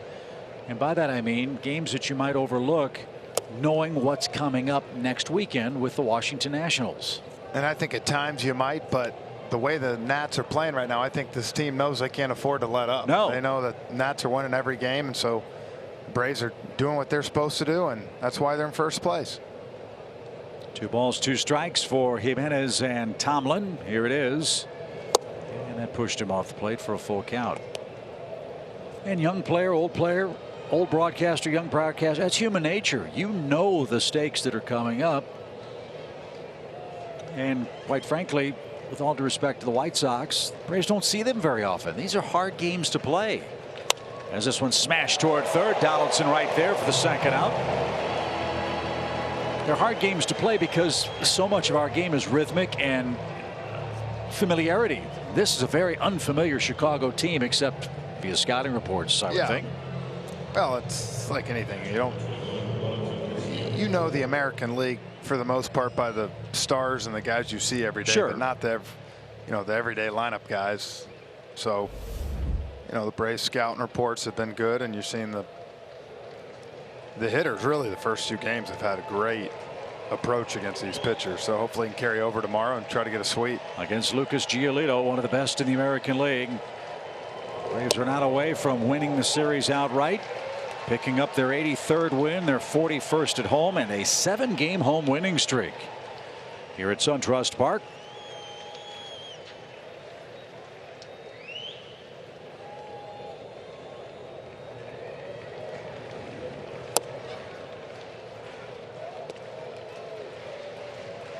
One ball, 1 strike. I think we're going to have to go down and talk to Dallas after the game just to get confirmation on the billiards game. Yeah, well, we just got a text from a clubhouse attendant down there that said that he took it to Glavine pretty good. Did he? Yeah. Okay. That's the rumor I'm hearing. All right. So not only can Dallas pitch 25 innings now, give up 3 runs, he beats Glavine Poole. John Holland is one of the fastest, most furious texters in baseball business. The home clubhouse attendant for Atlanta. As the Braves are a strike away, Wellington Castillo. Crowd on its feet. Big crowd, enthusiastic crowd, 36,000 plus. And we'll see another pitch. It's 2-2. Addison Hara from the Make-A-Wish Georgia Foundation, our guest broadcaster tonight. Such an inspirational story. Night he'll never forget, nor will we. As the Braves a strike away from salting this one away, and here it is. Fly ball center. That'll be a can of corn. Billy Hamilton is there, and the Braves have won it. 11-5 is your final score. Dallas Keuchel wins at pool. He wins at baseball too. He's now 6-5 on the year. 4 terrific, brilliant starts in order, Jeff, for the veteran Braves left-hander. And Atlanta's offense got it done early and often and late. 6 in the first, 3 in the 7th to put this one away. And oh, by the way, Josh Donaldson with a dramatic home run as well. Yeah, can't say enough. Right there set the tone. Ozzie scoring early. Sal sending them. Braves scored 6 early, and they just kept going. Got a chance to sweep tomorrow. So we'll be with you early tomorrow, 4:30 with Braves Live, 5:10 with first pitch. Great matchup, 2 hot pitchers. Julio Teheran and Lucas Giolito, and we'll preview that for you on Braves Live, presented by Xfinity.